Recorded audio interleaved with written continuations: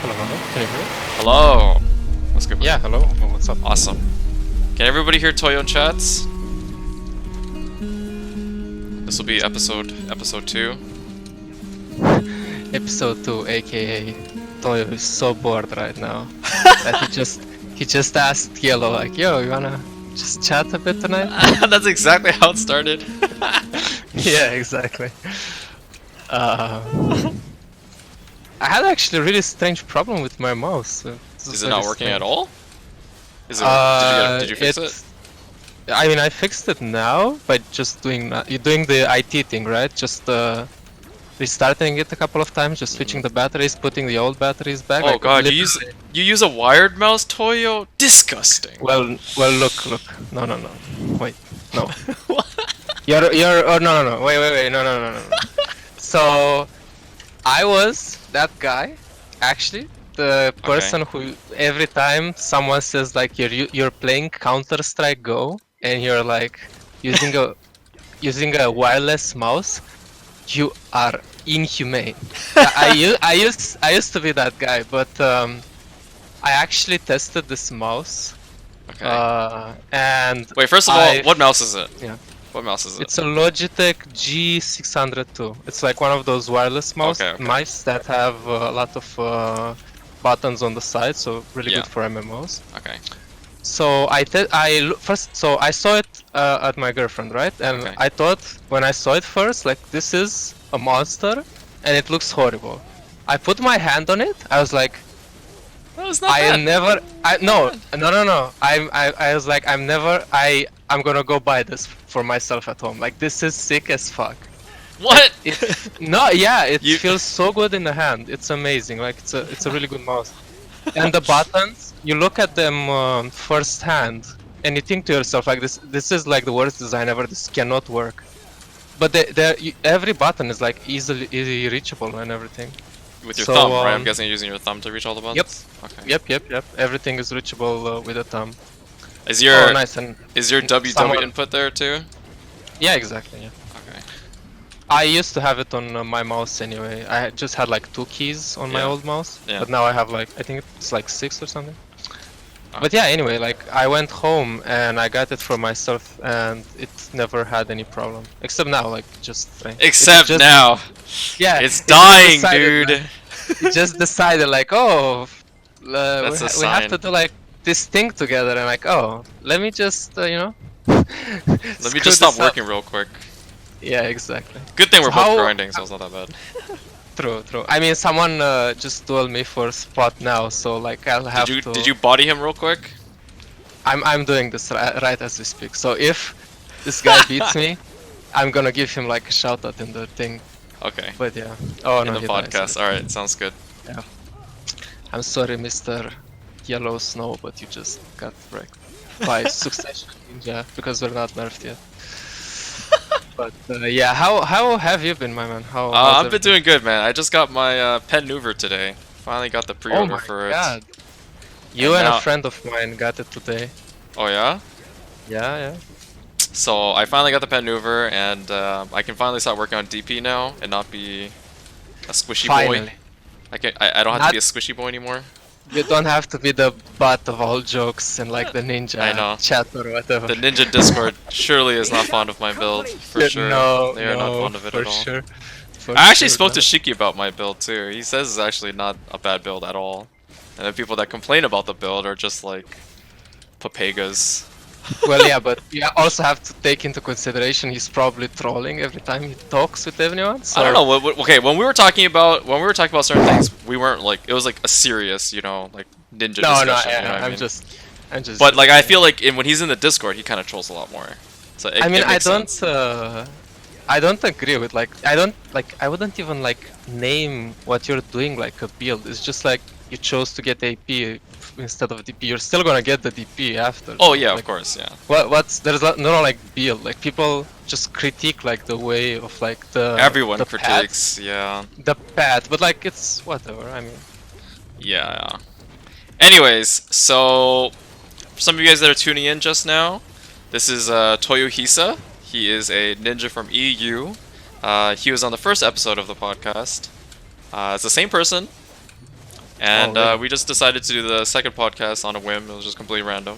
He Wait, literally how do just you know? messaged me. How do you know that I'm the same person? Maybe there's like more Toyos. Wait, don't you Is have there like another Toyo? Is there another Toyo somewhere? There's legit like 2 or 3 people who have the name Toyohisa in Europe. Well, I mean, And- there's a couple Toyos in NA as well, but they're True. obviously not you. Yeah, but the Like- thing is, at least if they were like good players, but like holy shit, so many times. No, I'm just joking. I've gone in a lot actually. I've actually seen a lot of Toyos. I've seen Toyos. I've seen Toyohisa. Disgusting. I should be the only one allowed to use this fictional anime character name for my own sake. Said Hello, no one Gorda. ever. Okay, so yeah, so this is Toyohisa. We're just doing the podcast, and we don't have any questions planned outside of. Well, I mean, I have a couple questions planned for Toyo as well, but you guys are also welcome to ask him anything you'd like. This is I want to like basic. talk about some stuff as well. Yeah, there's basically basically an open conversation of if you guys want to ask Toyo anything, or if you want to ask me anything, or you want to ask us both together and get like ask for both of our inputs. You guys are welcome to do that as well. So yeah. Let's, I guess we can just begin, even though I guess it's pretty much started already. Yeah, sure thing. So what did you have planned? Do you have anything specific you want to talk about right now? Yeah, so the first thing is obviously going to be Ninja Nerfs, the Succession Nerfs that are going to be coming out. I think that's probably going to be the biggest conversation, so I guess we can start off with that, because Sure. a lot of people are going to be asking that anyways. Well, Yeah, guys, we can do like tangent questions later. So right now we'll do like the actual ninja questions and nerfs and stuff like that, and then we'll ask like more off-topic questions after, if that's okay with you guys. Yeah, is that okay? Nah, it should be fine. I don't think people would mind. I don't have Okay. the chat open right now, but Oh, you can just turn I- off the stream if you want the chat open. Just like have the in case like it's easier for you to answer like certain questions if they're too quickly. But I'll probably Yeah, I should be able to grab like every question for you. Shouldn't be that hell big yeah, of a dude. deal. Use some of your multitasking. It's not fair that My you mul- get more trash than me in history. Huh? Let's make this more fair, guys. Ask him very hard questions, and if you want, you use bad English as well, so he has trouble reading them.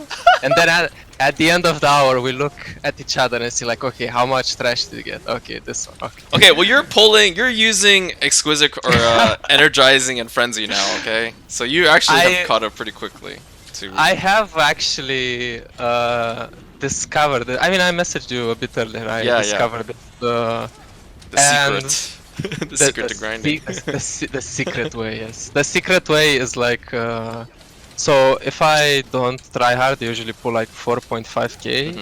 If I try hard a bit, it's like 4.7. Yeah. And with the secret way, which is basically wasting around like I don't know, 7 million on draught, and not draughts, but like the spirit perfumes and And the frenzy. the frenzy stuff. With this secret method, I do get without tryharding like 5k, so it's pretty cool. But It just means you it's- clear way faster, right?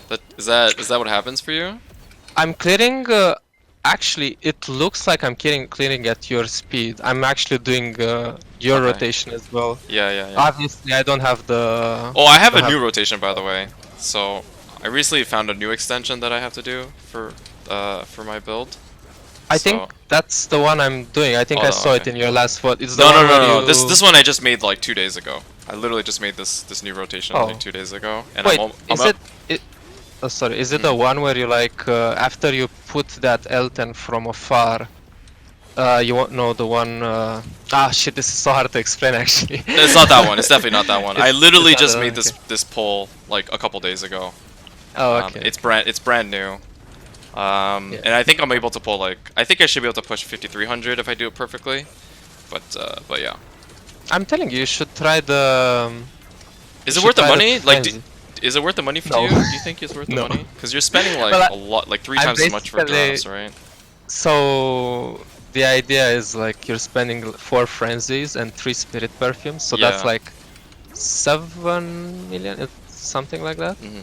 Yeah. And you're getting like 4.5 from trash, 4.5 more from trash. Yeah. But my idea is in that 300 more trash, I'm hoping I'll get like a Oh. scroll so it Yeah. evens out. Yeah. Yeah. And even if it wouldn't even out, I'm doing 2 more Eltons than usual. So I'm like increasing my chances for a compass kind of. Yeah. Yeah. That's kind of what I wish I would get as well, you know. That's like the theory behind it, but the reality is it does look really cool to clear so fast. Yeah. It is. It feels nice to hit the 5,000 mark. Yeah, and it seems like I don't know if you have this impression, but the more gear you have and the easier it is to clear, the more you're allowed like flexibility kind of, and like you're allowed to make like mistakes from time to time. Oh I yeah. mean, Yeah. Yeah. Yeah.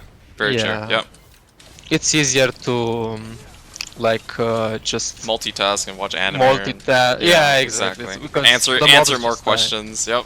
exactly. So guys, don't Exactly. forget like ask them in like a very hard way so he has.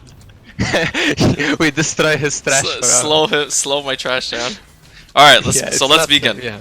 Let's begin. Yeah, what's up? What's up? Okay, so you obviously have seen all the Korean nerfs for basically Ninja, Kuno, Warrior as well. Lon is getting a nerf, Meiwa Musa, Yeah. and DK. So if you guys haven't seen the new KR nerfs in Global Labs that just recently came out in Korea, I recommend typing in !KR nerfs. Okay? And so yeah, we're gonna get started. So do you want to start with just Ninja then, I guess? Because that's obviously why we're here. Well, just I start have with actually. Ninja. That's one of the things I wanted to talk about. This is like maybe some people find this interesting, Okay. but you know Hamza, right? Hamza, The yes. ninja. Yeah. Yeah. So he is one of the ninjas that actually. So I didn't have like that much time to duel people since I Yeah. started Succession, Okay. and one of the people that actually like kind of destroyed me hard was him on Europe, and I was like, oh wow, this is actually, and I didn't understand really why, because like I would just do like the normal stuff, like I would just. Yeah. Well, so what I was doing is I would just like try to use the mobility of Succession. He was playing Awakening Ninja, right? Yeah. So what he would do like very well is, obviously since he's a ninja, he knew like all the distance of alert stance and everything like Yeah. that. So he like ultra crushed me like in our duel session, like kind of like 1 or 2 weeks ago. And I was like, wow, like wow, this is, I'm like getting destroyed, like it's not even close. And I was thinking like, what's wrong? And I Okay. kind of realized how like the impression of like this mobility like came. I had like this impression that like, oh wow, like I have so much mobility, I have decent stamina, so I can kind of spam it. So I thought like, oh, there's no drawback to just playing this style, playing really aggressively, playing really mobile all the time. Yeah. And what I actually realized was like, I was so sloppy with using my skills Yeah. and using my mobility that I would just like, Run into stuff. yeah, I not really, but like I would be in the 2016 ninja mindset where before you would start a duel, you would buff up, and one of the buffs you would use was smoke screen. Yes. So actually, I my had God. like I would start most of my duels kind of like doing smoke screen alert stance and like trying to CC him. Yeah. He would just look at me, evade like my 2 or 3 skills, and then like punish me obviously because like you don't have that much left, or what you have left kind of has some gaps in it. Yeah. So I after I saw the nerfs, I kind of went back and thought about like, because I mean this didn't come to me instantly. I'm not like a fucking. I didn't realize this, like why I got destroyed so easily at start, but this came to me like after I thought about like the alert stance nerf that we're gonna get, right? So I thought like, oh, alright, so I won't be using this as much offensively, but I kind of realized like, oh wait, I haven't been using this how it should be supposed to for a long time now. So like, you know, like when fighting Sorks, usually you'd save your smoke screen all the time, Yeah. so you can beat one of their Counterplay. gaps. Yeah. You counterplay one. Yeah. So I just the fact that alert stance was so good kind of made me like really sloppy with it. And after I stopped using it like that, I kind of realized like, oh wow, like Ninja Succession is actually like a bit ridiculous Really if strong. you Yeah. really fucking strong. If you know, like, if you just play, so it's similar to what we talked about some time ago, where we said like it's really suited to reactive playstyles. Yeah. If you play like really reactive and you use your smoke screen as a reactive tool as well, you have so many reactive tools. Like That's like the ability to counterplay, I think, is really strong on Succession Ninja. true. Yeah. Yeah, exactly. Exactly. So yeah, that was like my little story. Like I kind of realized how it was so like alert stance was so strong and the distance was so large, and you always had like in your head you're like, oh, I can easily outplay this person by just pressing like two skills, Yeah. going behind him and doing beheading kind of. But I didn't realize like, oh, but for to use this I'm using stamina, I'm using like two of my most important skills, like evasive malice and smokescreen. Yeah. And I'm also like probably blowing beheading as well while doing it. So it's really rough, and realizing this flaw and playing not to use alert stance like whenever it's off cooldown actually helped my game a lot for sure. Yep. Yeah. That's why. So That's what I. When I started playing Succession Ninja, I was kind of the same thing, where I would use like, as people understood how to fight against Succession Ninja, what happened was a lot of people would just, they try to fight Ninja at the beginning, and Succession Ninja at the beginning, like at the beginning of a round, has so many options that they could do. So if Yeah. you just lengthen the match a little bit, right, it's a lot easier to counter Succession Ninja when they like don't Sure. have like skills and stuff like that. But yeah. Yeah, if you're really smart with it though, like it still gets like hard to counter because people will lose track of I mean, when you're saying it's hard to counter, you probably mean like for the very smart people who like keep track of your cooldowns Yeah. in their head, and they like, yeah, like some more like layers of outplay to that would probably be like to use some skills like Shadow Slash, even if it's off cooldown. Yeah, that's like bad yeah. habit. That's like bad habit kind of things. Yeah. It's a bad habit, but think about it this way. Have you ever fought like a good tamer who uses a lot of Tree jump. what is what is that skill called? Oh, I think tree jump works as well. Tree jump is that iframe they have The where lingering they linger iframe. it, yeah. Yeah. And they can use it off cooldown as well, right? So when they use it off cooldown, it doesn't have anything, right? No, you're thinking. If I I think you're thinking about Void Lightning.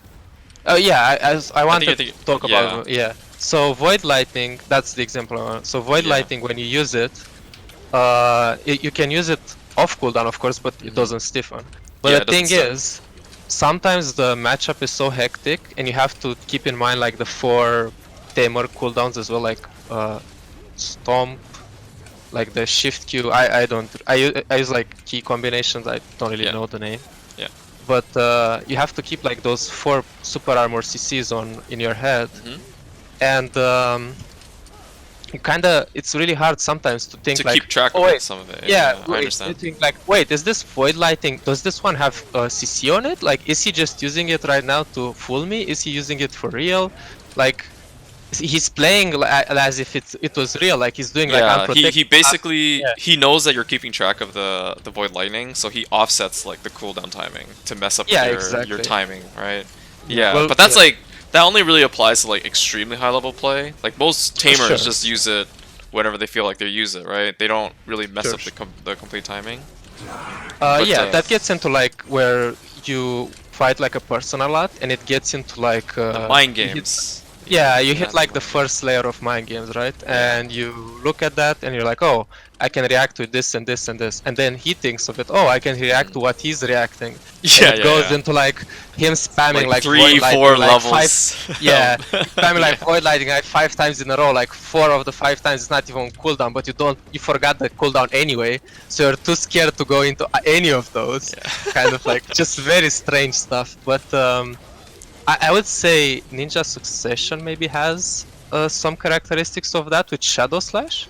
So as much as using Shadow Slash off cooldown is a bad habit, I would say sometimes if you want to fool the person, maybe he's too scared to, because you can do Shadow Slash into grab, right? It's like really I feel like I definitely agree with you on that, but I also feel like the same thing applies to when, if you're a person that loves to spam Shadow Slash, I would just get to a point where I would just throw stuff at your Shadow Slash. If I know you're gonna do Sure. Shadow Slash at this moment, I'll just start throwing stuff at it every single time. Yeah, Right? yeah. Well, And I mean, yeah. if it's protected, then obviously it's a win lose for me, right? If you suddenly have like the super armor on that particular Shadow Slash, then I don't land anything. But again, when you try to do it again, I'm gonna be ready for it again, and I'm gonna throw another Malice at you, and then this time you're not going to be protected, you know what I mean? Yeah. So in this scenario, it actually would benefit me because I'm always prepared for it, you know what I mean? Like, if you're a player that adapts to that particular scenario, then you just always prepare for it every single time, then I think you'll be fine.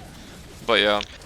It's actually what you're describing. I don't know. I think I talked with you about this. Did you used to play like fighting games? Yes, I did. Or oh, Yeah. you did. So you know Yeah, like yeah. some of the concepts from them, right? Yeah.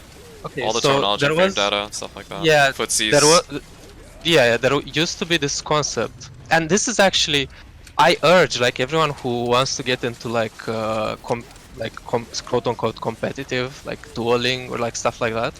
Most of the concepts from fighting games apply to BDO like quite Yep. perfectly. Exactly. Like I even used to say down that to so like much on my stream.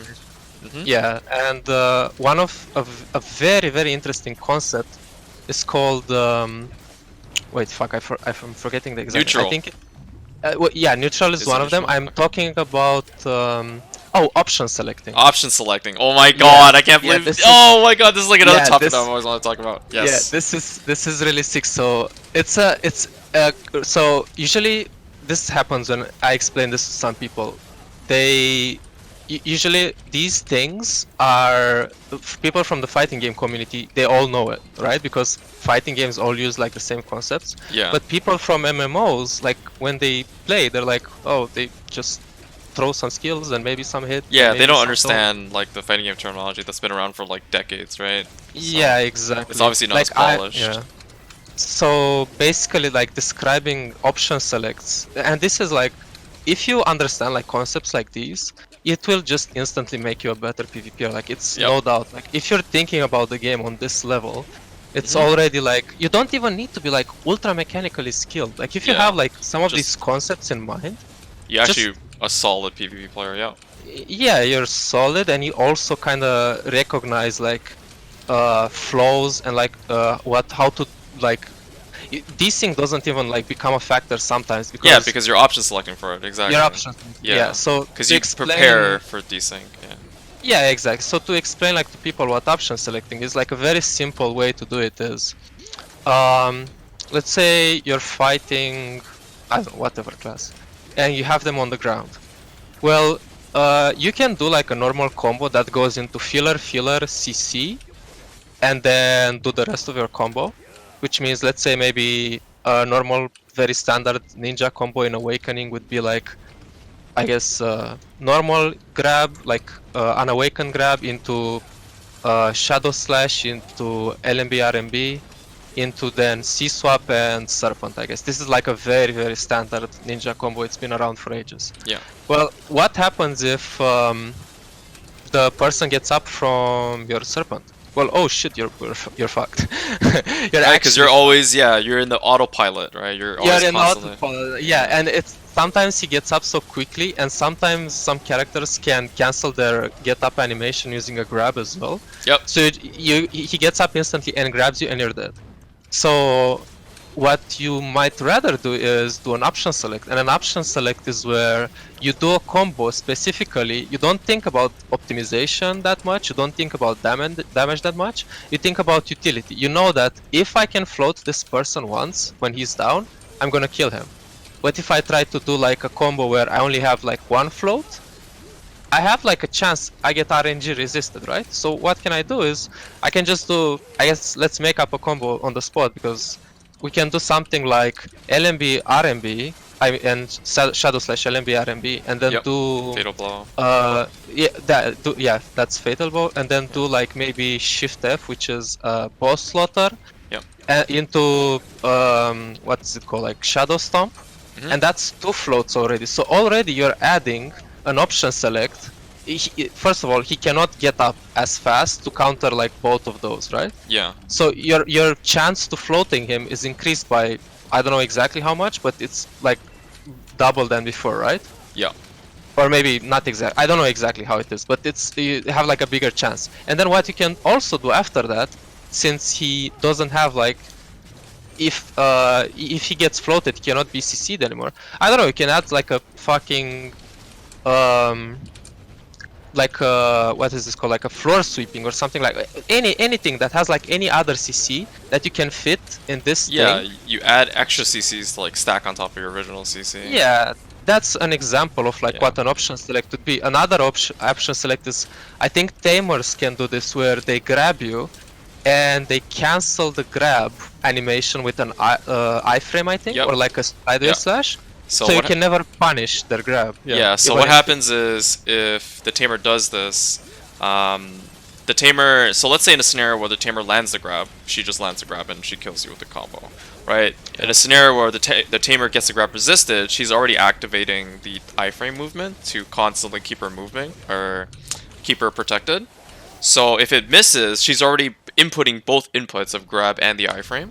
So that allows her to, if it gets resisted, it'll input the iframe. And if it goes through, then she lands a grab, right? So there's no way to actually punish that. Yeah, there's no way. It's similar to the one trick that DKs like to use as well, where they hide like their Wheel of Fortune in the airstrike, I think. Yep. That's Yep. how Exact same that thing. works. Option selecting, yep. And yeah, so to someone who usually is just like a normal MMO player, doesn't know like these things, like knowing things like, and this is just one thing. I'm telling you, like the fighting game like terminology and like concepts are so large, like it takes you like a couple of games, different fighting games, because most of them are different.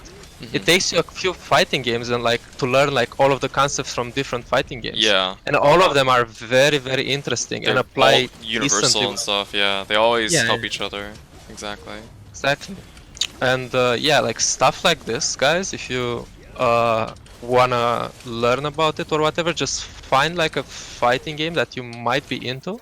Let's say maybe you're into Smash, maybe you like Mortal Kombat because of fatalities, maybe you like Tekken or something like that. Just go watch some pro tournaments, and when the commentator is saying like a thing that you have no idea what the fuck this guy means, you're like, what the fuck does like dodge rolling, or like, I don't know, some Wave dash. yeah, what is is wave wave dash dashing? mean? Yeah. What is like, yeah, all of these things, like just Google it, and there's like a encyclopedia of these terminologies. Yep. It's quite cool actually. It's actually insane how much terminology there is for fighting games. You can just Yeah, you can exactly. sit on Google and just read stuff for hours and you won't learn everything. It's actually insane. It's true, because some of the concepts, I mean, this is decently easy for us to explain, right? Since we already sometimes play it. fighting games. Yeah, we Yeah. played already, so we understand. So we understand them, and it's not difficult for us. But if I would not play fighting games, it would be hard for me to understand, like, Yeah, this- because this in the back of concept our is- minds, when we explain option selecting, we consider like the application of it already, because we can visualize the application of it, right? Exactly. So that allows us to understand the concept a little bit easier because we see it. The very first time I heard about option selecting was like in 2008 when I played Street Fighter 4, and Daigo was the one that like, it was already very popular in Japan because of Third Strike. And Daigo, Umehara Daigo, if you guys don't know who that is, he's like a really popular Japanese fighting game player. He's like a legend. And he popularized it in Street Fighter 4 with the entry jumping grab option selecting.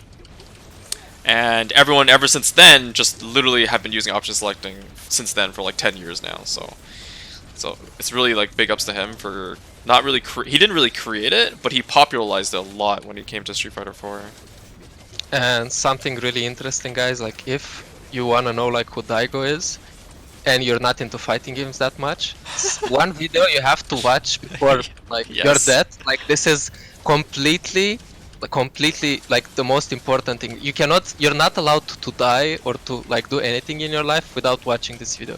Just type Daigo Parry in YouTube, and watch that. I think If it has you're- like 30 million views or some crazy It's amount. It's actually insane. ridiculous. Yeah. It gets like tons of views and like what is called, well, like it gets like a lot of people are like rewatching it because of the YouTube algorithm, but Oh, also yeah, yeah. because people are remaking articles about it from time to time. Yeah, they and they're are. mentioning it, and they're like, oh, YouTube is like, oh wow, like 100,000 more people are like watching this again. Let's throw it in the And that's in the recommending it. honestly speaking, that he himself has like generated and created basically a whole generation of fighting game players himself from that video.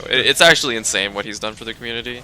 So I mean, even look at yeah, the people Evo who were in Moment that 37. venue, right? Yeah. The people who were in that venue, I feel like if I was there, it would feel like someone, like my country would win like the World Cup in soccer or something like that. It's like Yeah, it's actually so epic.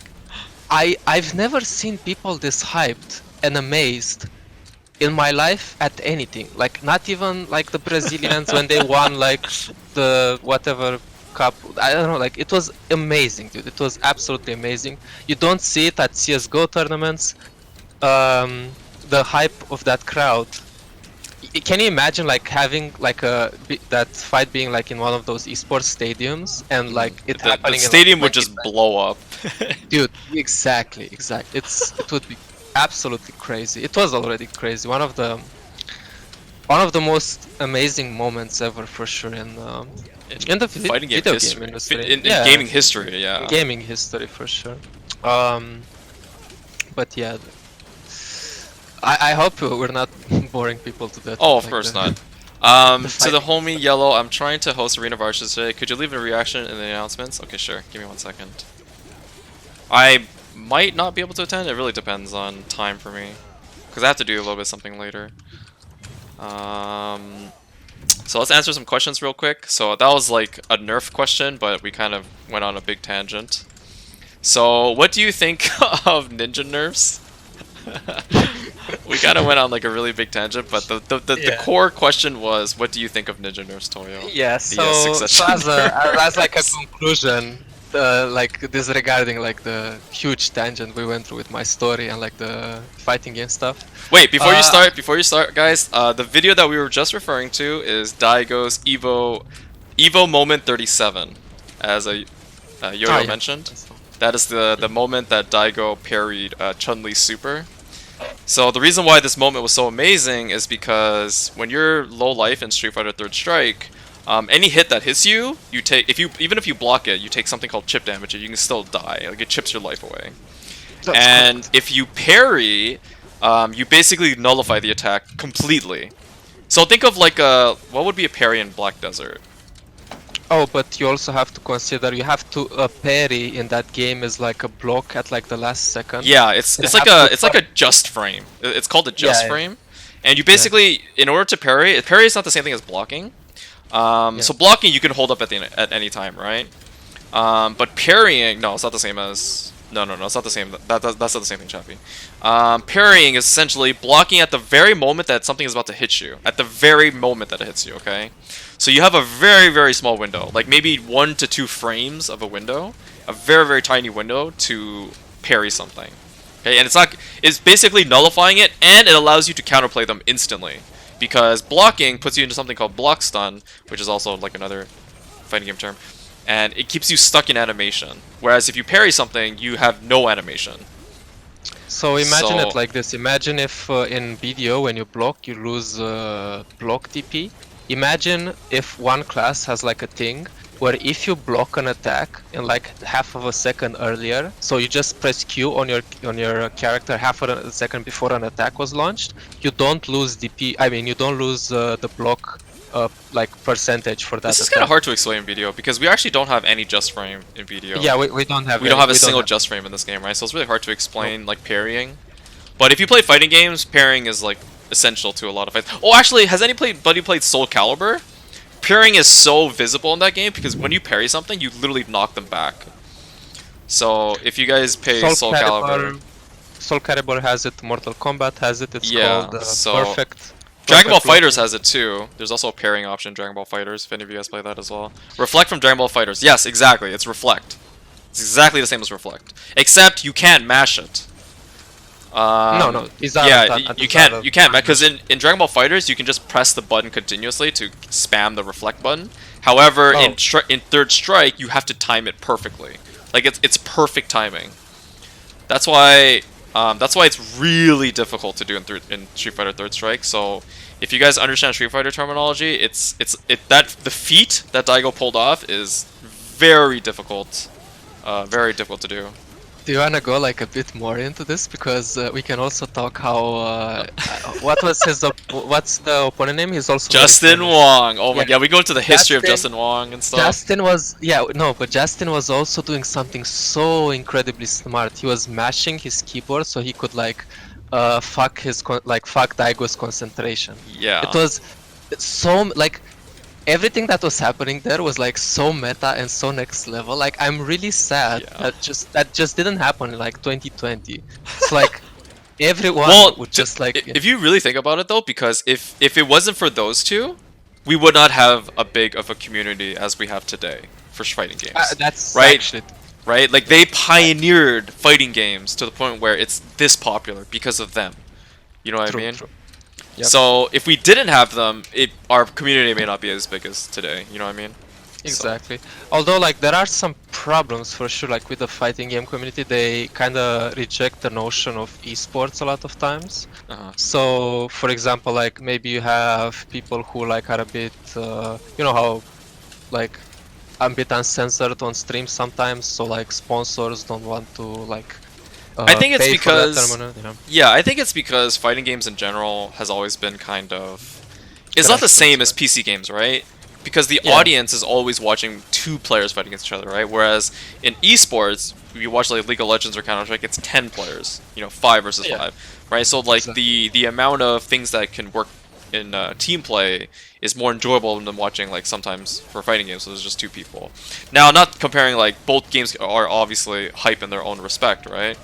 However, people are just used to watching team play more often because the game is just more popular on PC, unfortunately. So, like, PC games are just generally more popular. I actually have like a different explanation for this. Okay. I don't know like if I'll get a lot of hate for this, but I actually think a lot of people don't like 1v1 games because when they play like a team game, a very important thing for the human mind is at the end of the day to say like it wasn't my fault, it was the other Oh person's yeah, they I- like to blame their teammates. Yeah, I'm sorry if I say this, guys, but if you're that kind of person, like you are part of the problem, kind of. So that's why games like Quake, StarCraft, and fighting games a lot of times are a bit less unpopular because the team games appeal more to the casual fan base. So Yeah, it is very true. That is definitely because true. no one wants to come back from work, go into like a Quake 1v1 or like a StarCraft 1v1 for ladder points or whatever, and then lose, get destroyed, and then at the end of the day be like, oh nice, like my day at the job was shit, and like I'm getting destroyed in this game, and it's all my fault. I'm horrible at this game. Yeah, no one And yeah, wants to like- say I'm bad at this game. No one wants to say Yeah, that. They'd no, rather no one- blame no one somebody wants else. They'd rather go, you know what? Yes. I'm not the one that's bad here. You're bad. Okay? Yeah, you're bad. You're My the team one is- that's bad, alright? My team was in thing. Why not me, didn't you guys. Yeah. Why did you place wards? You fuck. Yeah, exactly. I think you're more of a Dota player, right? If I remember. Yes, I was correctly? a Dota player, yeah. Ah, I see. Okay. Exactly. See, guys, I'm a League of Legends player, but we still love each other, even though like we're quite different in that. Yeah, we regard. actually are. We both come from like the opposite ends of MOBAs. Exactly. But we yeah. still both played Ninja, so at the end of the day. I guess. Wait, what do you mean? I'm switching classes. I'm switching to Wizard Succession, dude. That's Disgusting. That's a- Did you that's a- see Did you see Big and Shiny pull 5,200 trash loot at Histria with Wizard Succession? Oh, he did. I've only He saw pull- a video of him Oh my- doing 4.3k. He pulled 5,200 with normal loot scroll. It was unbelievable. shit. So Crazy. fast. So Wizard Succession, if you guys don't play Wizard Succession, I really highly recommend it because the grinding speed for Wizard Succession is actually insane. Honestly, just reroll your weapons with coupons right now. Get Wizard Succession until it gets nerfed. Then reroll them back. That's like the best money investment you'll ever make in your life. You heard it here, Toyo 2020. No, but yeah, I saw it. It's crazy for sure. Yeah, Wizard Succession is actually insane. It's gonna get the Nerf hammer quite soon. Probably. Don't worry. Don't worry. In BDO, it's they got way more gear or OP class. Yeah, kind of. Definitely for sure. I mean, in BDO, I still think people blame stuff too. Like that's outside of their power. I mean, I do it from time to time. Yeah, like there's- when I lose, like we could have like 5 duels, and I would die like normally. Like I would get outplayed like 4 of the 5 duels. But one of the duels I actually lost because I got desynced in my iframe. In that one duel, I'll be like, "Oh fuck this game, dude! I got desynced." This is... I mean, Who relates I to don't- that? Who relates to that in chat right now? I feel like everyone does that. Like, come on. Who relates to There's that in no chat right now? Okay, I know There's no all way. of you guys relate somehow. Yeah. Okay, so back to the Ninja Nerfs because we went on a little bit tangent again. For some of you guys that are just tuning in right now, this is Toyohisa. He's from EU. We're doing a podcast just talking about all things BDO related and Ninja related. Our current topic is talking about the nerfs that are upcoming in NA and EU servers. It's already been released in Korea. And yeah, so we're just let's continue. Well, So- basically the. I just want to, like a fast conclusion is that I feel like the alert stance nerf, because this is like the most important thing, right? The alert stance nerf is kind of like will separate like not that experienced ninjas, like ultra experienced ninja. Like you'll see even more obviously Yeah, like who is a good player and who exactly. isn't a good player. Yeah. Which I really like that change. And now if you ask me like, well, Toyo, like, isn't it really bad because you lose like a lot of mobility? Yeah, like I will lose the mobility of like moving with alert stance between packs and like, I mean, sometimes it's really good to use alert stance and like engage into someone fast. All of that is completely gone. But I'll take that loss on the chin. I think I said this like last podcast as well. The more nerfs that they can make to separate like not that skilled ninjas with really skilled ninjas, I'll take each one of them, because for me, like, I'm certain, I mean, I've played ninja in 2016 and 2017 where I was like the only ninja in my guild for like 1.5 years or something like that. People just didn't play this class, period. Nobody played this class because everyone thought it's trash. Yeah. And I mean, if I played it back then, I don't think like a few nerfs or whatever will stop me playing it now. So, what is what's your like? I completely agree with you. I think that I'll still be playing Ninja Succession even after the nerfs. Like the biggest reason for me is I grind, right? And I still think that Ninja Succession will still outpace Awakening Ninja by a long shot. I will still clear more than 1,000 trash loot compared to Awakening Ninja, right? Because it's mainly PvE or PvP damage output, right? So I'll still be playing it. I know that the nerfs are bad, but I don't think it's gonna make me not play Succession. Like I will still play it myself. So definitely on the same boat as you. And I also definitely agree with you that it will separate good players, good ninjas from the bad ninjas. Like the FOTM ninjas will definitely reroll off, and the ones that will stay, or the less skilled ninjas that do stay, you'll significantly be able to punish them a lot easier than you normally would. Yeah, like so. What I don't like to see on my class or on ninja in general, I don't want to see like that guy who was like a 700 gear score mystic or whatever say like, oh, ninja seems strong now, let me play it. He starts playing on it, and like, what would you expect? Like him to be bad because he doesn't know what he's doing. But what happens is, because Succession Ninja sometimes is like a bit more autopilot, like, oh, just super armor into super armor into super armor into C buff into like a float and shit like this. It usually like it's so autopilot that like if you memorize like these just like very basic combinations, you like kill everyone just by having more gear. And I don't like that. I feel like ninja should be the class where like you need skill to kill like the other person, not gear. I agree. Gear is important, but I feel like this is how I mean this is how Ninja was like the last 4 years, I guess. I Except agree. when Blades didn't have float on it. That was also like fucking ridiculous. That was also When- FOTM meta as well. yeah, that's Very flavor where meta. like a lot of Ninja hate started happening, where the CC changes happen, and it was like, oh, we're leaving float on Blade Spear. I was like, huh, wait, this didn't get nerfed. This is Yeah, that meta had a lot of ninjas for sure. yeah, it's kind of like now for sure. But yeah, but so outside of the alert stance nerf, what do you think about the damage nerfs that ninjas got? Because they're all PvP damage based, so damage is dealt less in PvP with Blade Yeah, I Spin, mean- Black Moonlight, Foxclaw, and Beheading of the Dead. Oh, well, the way I see it is maybe some of that damage were like damage nerf was like meant to be, because but like what I'm seeing is kind of the question is like, would because a lot of people have been asking me like, would you go back to Awakening Ninja, right? And I feel like honestly, if like the absolute blade spin still does less damage than the absolute, I mean, if the than the succession blade spin, then no, because like what's that combo you use like 99.999% of the times in Nodor? It's like Stomp Blade fucking Spin. shadow stomp into blade spin. If blade spin will do more damage, well, guess what? Like I'm sticking to succession because this Yeah, is it's still I still think it will do more damage. yeah. I So- also think it's. I mean, still it's a think pretty- Prime Blade Spin will still do more damage than Absolute Blade Spin. Because it has the exact same properties, except Prime Blade Spin has a much higher damage modifier than Absolute. Yeah. So, And a lot of people are panicking when they see like the 23% PvP reduction.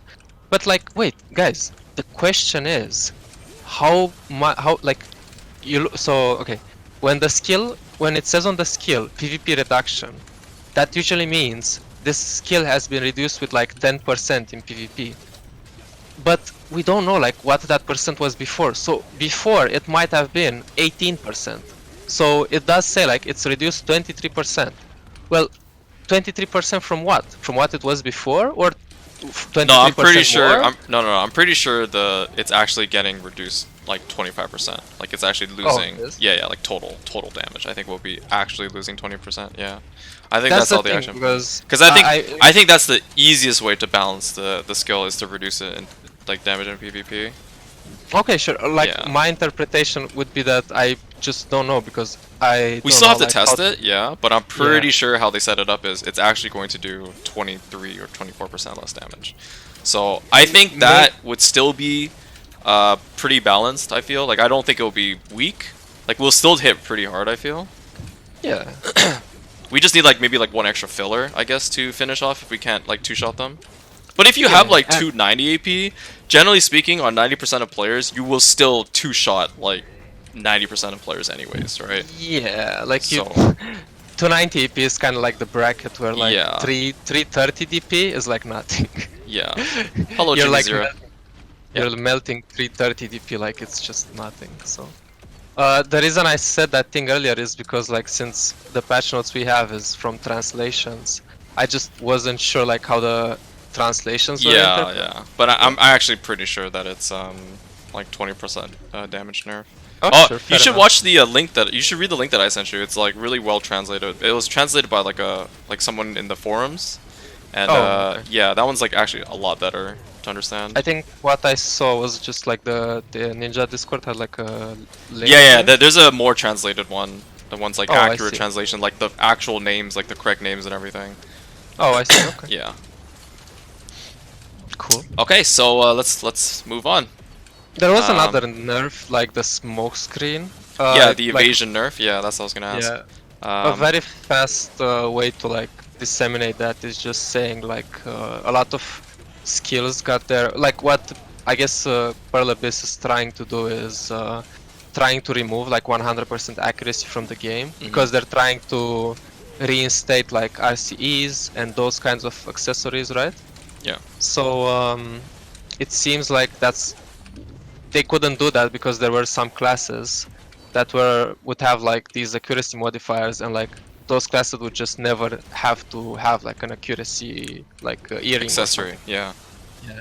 So basically, they reduce like a lot of skills from 100% to 50%. So keeping that in mind, the ninja, like the 9%, sorry, the 18% to 9% is actually just really fair, because you look at the skill and what did you do? Like you reduced 100% to 50%. That's half. You cut like the accuracy modifier in half.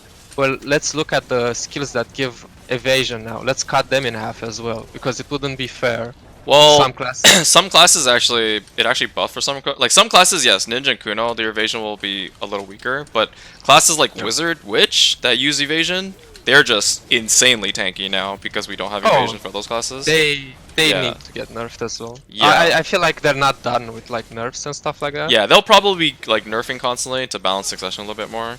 But for Yeah. sure, like other classes that don't have evasion modifiers, those classes will be insanely strong with evasion builds. Yeah, exactly. And keep in And mind, the ninja stuff got nerfed, but a lot of times we weren't getting hit by 100% accuracy skills, just by like normal like 15%, 10% stuff like that. Mhm. Those are mostly untouched. Imagine getting hit now with a smoke screen by a fucking like a witch S shift F. Yeah, Like your HP is gonna disappear like you would so evaporate. fast. Yeah. And you still get the evasion debuff. I'm not sure if they want to rebalance the debuffs as well, so Mhm. but the debuff might still remain the same while the evasion gets cut in half anyway, so yeah. Uh I feel like this thing that they want to do with the accessories has to be like a more of like a large thing. They have to look at like everything in the game, not just like a few skills. I think how they. So I'm hoping I that's think what they're doing is, they're basing the meta for gear changes off of what endgame meta will look like, right? So they know that EU and NA, most of the meta for endgame is evasion, right? So Yeah. in order for them to prepare for that, instead of just outright completely slaughtering and nerfing evasion to the bone, they're actually preparing like people to build gear to build for that meta, right? So they're giving out accuracy evasion, or sorry, accuracy accessories like belts and neck earrings, right? So they're preparing it, ahead of time, so that people, when they get the accuracy nerfs, now okay, maybe might have to change your gear build a little bit to run accuracy earrings or belts, right? So they're preparing for people inevitably that will have to change their gear for the evasion builds. Yeah, and they're also like Just trying to add like all that stuff with like the new armors and stuff like that. yeah. So give Oh, like more that's a options lot of to people. upgrades, man. Oh my god. Yeah. Like Black Star upgrade, the Dead God, whatever it's called, Dead God, something like Yeah, that. the armor of the dead god or something. Oh man, so many For upgrades, some- and the new the Dandelion upgrade with Garma's heart. Jeez, Yeah, with garments. Yeah. two That's gem sick slots also. with crit damage, plus 3% or whatever. Wait, can you only get it when you have a pen dandy? No, it's any dandy. Oh, But, any. Oh, yeah, but you get 2 gem slots. I see. Yeah. So now it's even more imperative for people to go for Dandy, because you need to prepare for the Garmoth change, or well, Yep. the Garmoth upgrade for it, which will probably change my build again. My gem build will be slightly changed, which will be nice. I don't know. Do you still use RBF? Oh wait, another guy. Offhand, Yeah, another guy came for duel for do spot. for No. spot. Yeah. And do you still use the RBF ones in your offhand? Yeah, I do. What's going to be Oh, okay. changing is what my new gem system, or my new gem setup is going to be. I'm going to swap out my helmet gems for Jin Harfias and put Hooms in my Dandy. Oh yeah, I see. Yeah, that's what I'm gonna do. I was actually thinking of taking out my evasion gems to put 4 Macalods, but I don't know how good that build will be. I'll definitely be a lot squishier for sure. So, but I was actually considering that as well. Keep talking for a bit while I duel this person. Yeah, no problem. So there's a lot of questions, or well, not really. There's a lot of comments, not really questions. So You can let's go see. through some of those, talk about them. Well, it's just comments in like Spanish. Like I can't really read that anyways. I think Good people are job, just- guys. You're doing just- really good. you guys are Keep just, like- commenting in different They're just, like, languages. They're just Good- talking good to job, each other. good job. So I can't really answer any of these questions if they're all in Spanish. Or I'm not sure what language. I'm pretty sure that's Spanish.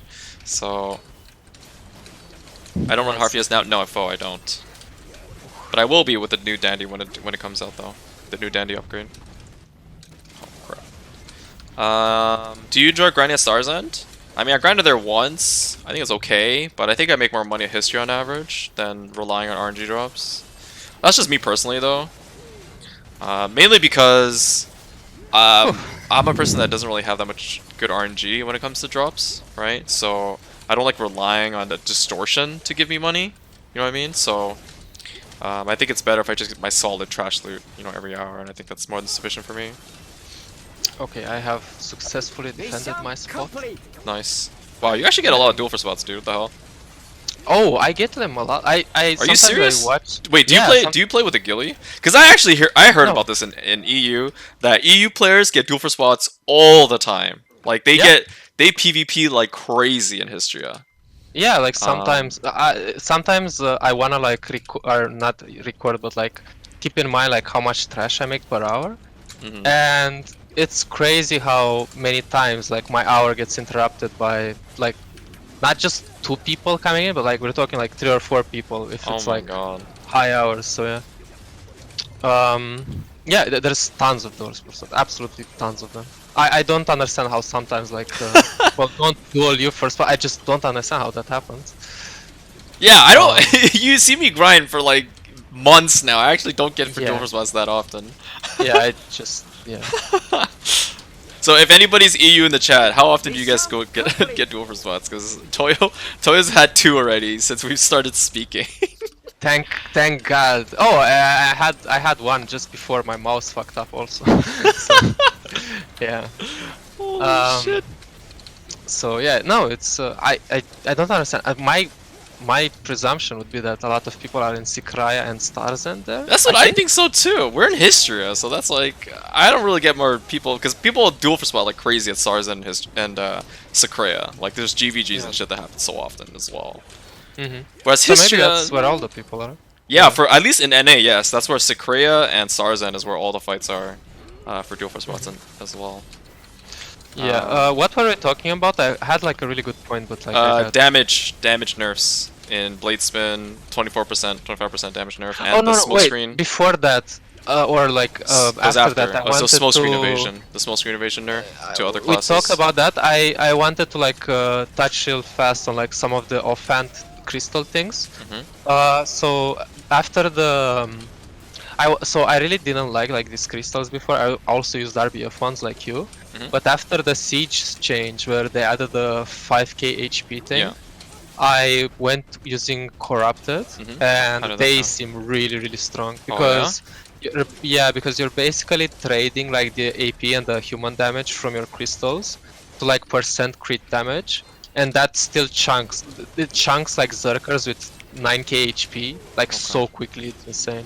Interesting. So as a siege choice, I would definitely use corrupted now, like in my opinion, like from my damage. Well, I mean, corrupted will probably be best in slot when the new Dandy upgrade comes out because it stacks with the Dandy upgrade. Because Dandy upgrade is going to be 3% crit damage, and if you use corrupted, you get 22%. So you get a total of 25% crit damage increase. So they stack, and I think corrupted when the new Dandy upgrade comes out will probably be the best gem for Nuver, most likely. And now a Tamer shows up at my spot. Holy shit. Oh my god. Ridiculous. Okay, so the question is, what server did Toyo grind on? I don't think he's gonna tell you. 50% of the time I'm grinding. Dude, I'm already getting like ultra sniped just by people who aren't even I don't even stream. And I'm still getting tons of those. I had 4 in an hour. I did. Yeah, 4 is You should check out Mena server. Mena server's pretty bad too, huh? I'm hitting 4. If this Tamer asks for duels, I'm hitting 4 in an hour, and my hour isn't even done yet. Yeah, crazy.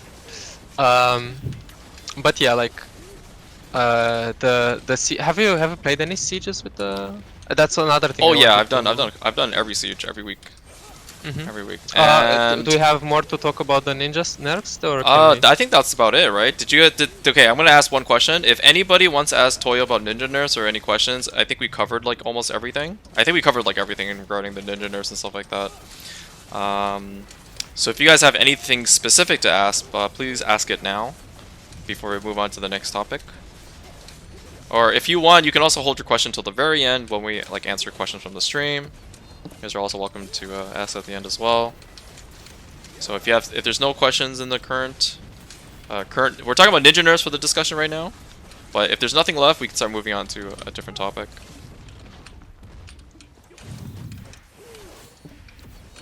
Doesn't seem like there's. I think we covered like everything regarding ninja nerfs. So maybe everyone just started searching for that Daigo Perry video, and now everyone is just hooked into fighting. they're all gonna play fighting games now.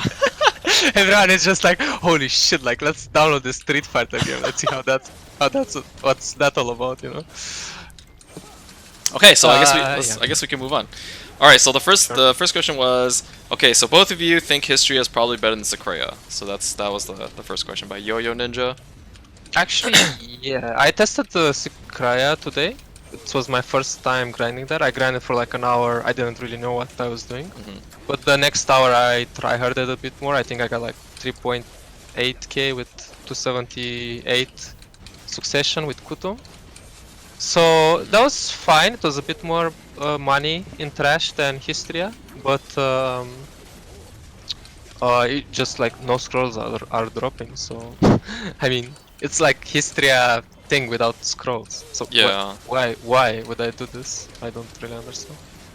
But people do say it makes more money than history, but I don't see where the extra money comes from outside of your trash loot. Like I know the trash loot you make more money from trash loot, but it's only like 10-20 mil silver more, right? So like where is like the rest of the silver? That's what I was trying to figure out.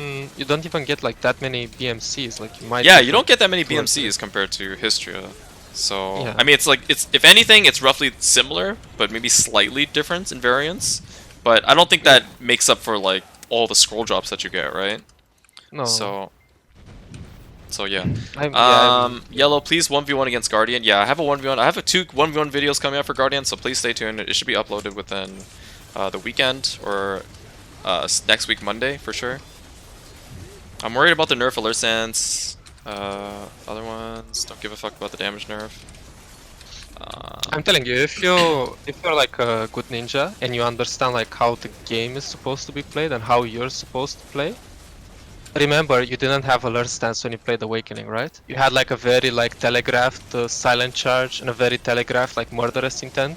If people knew like what you were doing, like you would get fucked like so many times out of those kills.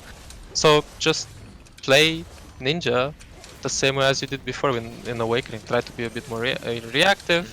Try to go like don't try to like cheese anymore in your duels with like alert stance into beheading cancel or stuff like that. Just try to play the game more fair and like react to what the other guy is doing. It would be like my suggestion.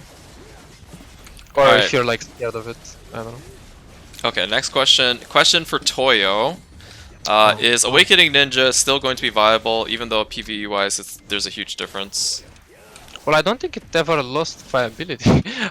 Like, guys, Awakening Ninja is still like really exactly good. the same. Yeah, it hasn't. They haven't changed Awakening Ninja whatsoever. So they added the best change ever. You could use fucking what the fuck is it called? Sudden decapitation. Like, sudden decapitation from non-awakening, which is like, oh my god, it's amazing. He's being sarcastic, okay, guys. He's actually being sarcastic. It could have been if it was Vacuum Slash, then I think it would have been great because Vacuum Slash has a frontal guard.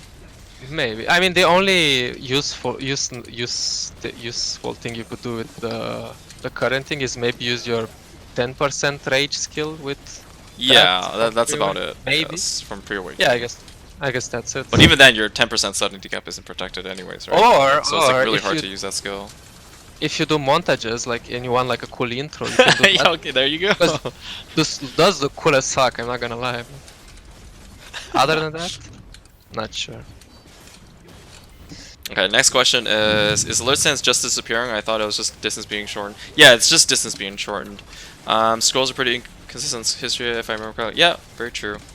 Why does he want bad ninja to leave ninja? Every class have good and bad players. It just sounds like hippish, saying only good ninjas should play ninja. No, he's not saying. No. He's definitely not saying. I'm not saying that. Yeah, he's definitely not saying that bad ninja should leave. He's saying that you will be able to distinguish between a good player and a bad player.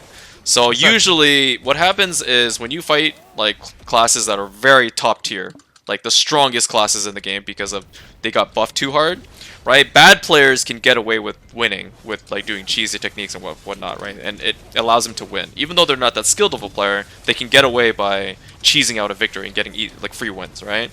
But when the nerfs come, they won't be able to do this anymore because they won't be able to cheese wins, right? So it will differentiate between a good ninja and a bad ninja. That's what he's trying to say. So he's not Yeah. saying bad ninjas should not play ninja. He's just saying that you will be able to determine who is a bad ninja and you'll be able to beat them a lot easier than you were in today's meta. Yeah, Okay. exactly. Yeah. I like most of the for people who don't know, like I have a YouTube channel. I make some montages from time to time. Most of the people who watch them or whatever are beginners, like or people who like montages or stuff like that. And a lot of the questions I get are for people who are just starting the game. The game is free, like for a period as well. Like a lot of new players are rejoining. So like definitely like the new players are like a huge part of my own community. Like I would not want like anything bad for them. But my problem is like when my class and when I am getting like looked down on for like some of the feats I'm doing, because like, oh, he's just doing this because he's playing ninja. Oh, he's just like Yeah, that's like suck I feel ninja like OP, right? Yeah. yeah, I feel like that's really unfair for someone who's been playing this game for like 4 years to be lumped like on the same category as like new people or like people who reroll into Yeah. ninja. It's hard to And see skill when the class is extremely powerful, yeah, exactly. right? Because you're And like basically just like class bullying them at one point, and then when the class yeah, gets nerfed, you don't really have the excuse anymore. So people can't really call you class carried, right? So, yeah.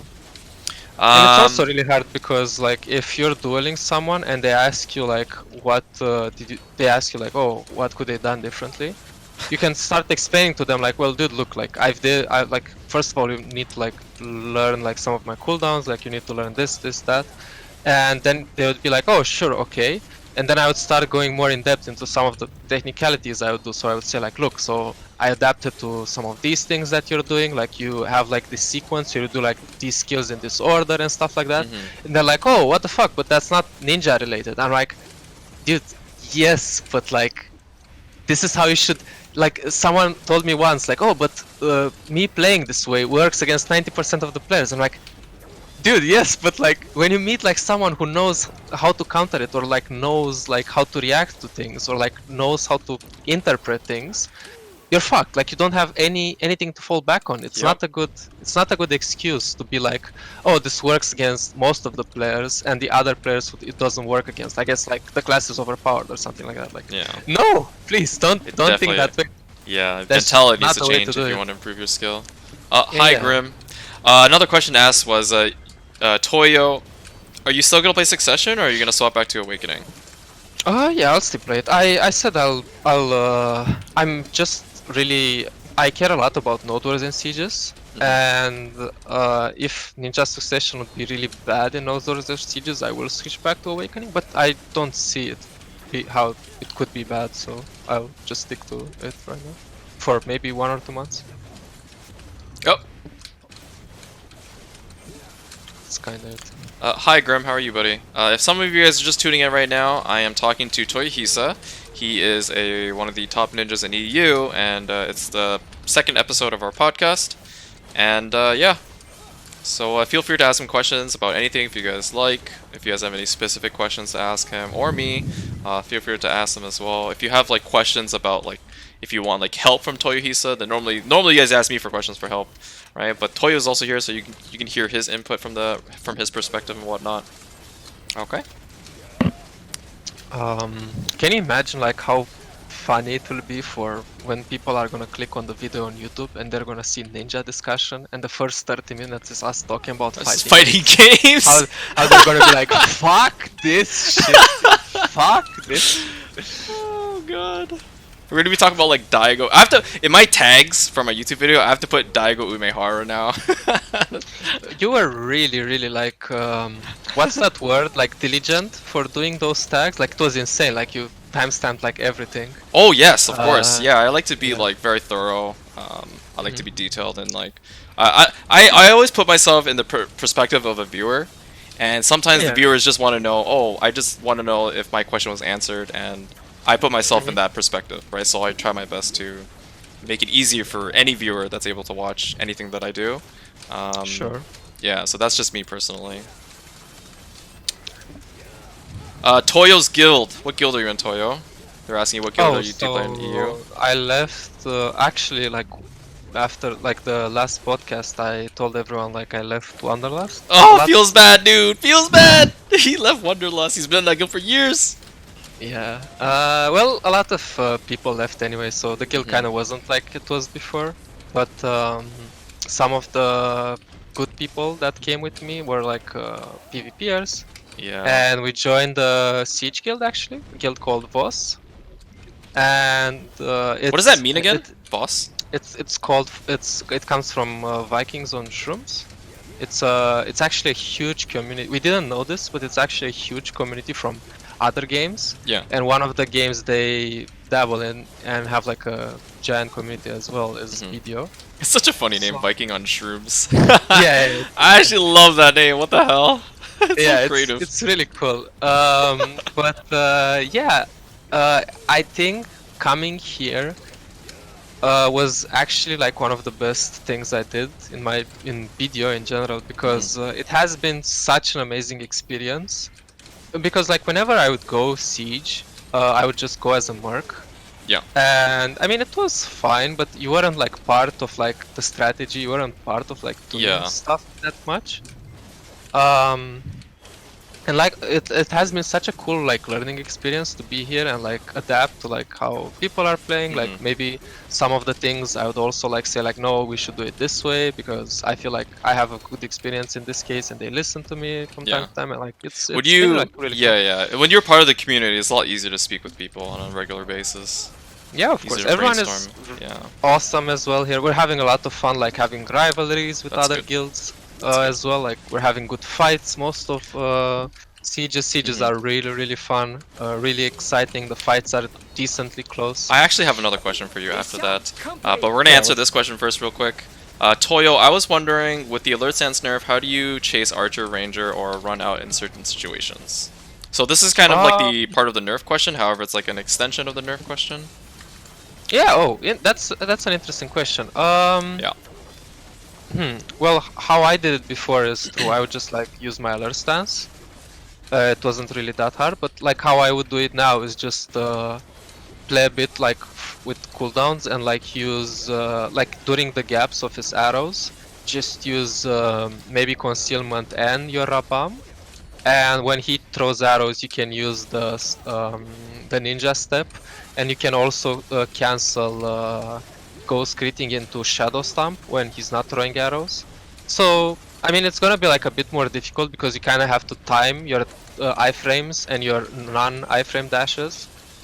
To an archer, it will look exactly the same, and he will say like, "Stop spamming iframes and catching me." but Very but true. to you who are probably a good ninja or want to be a good ninja, you should learn how to use like the skills that you need like at the good times, kind of. So Yep. that would be my suggestion Definitely on very it. good advice. Did the Nerfs go live yet? No, the Nerfs are not live yet. Some of you that are tuning in right now, this is Toyohisa. He's a top ninja from EU, and we're just having a discussion about ninja nerfs and all things BDO related, okay? So that was the nerf question. There was another question that I wanted to ask you personally, because I had a viewer that came into my stream a couple days ago, and they Yeah. mentioned that Siege in EU is very dead.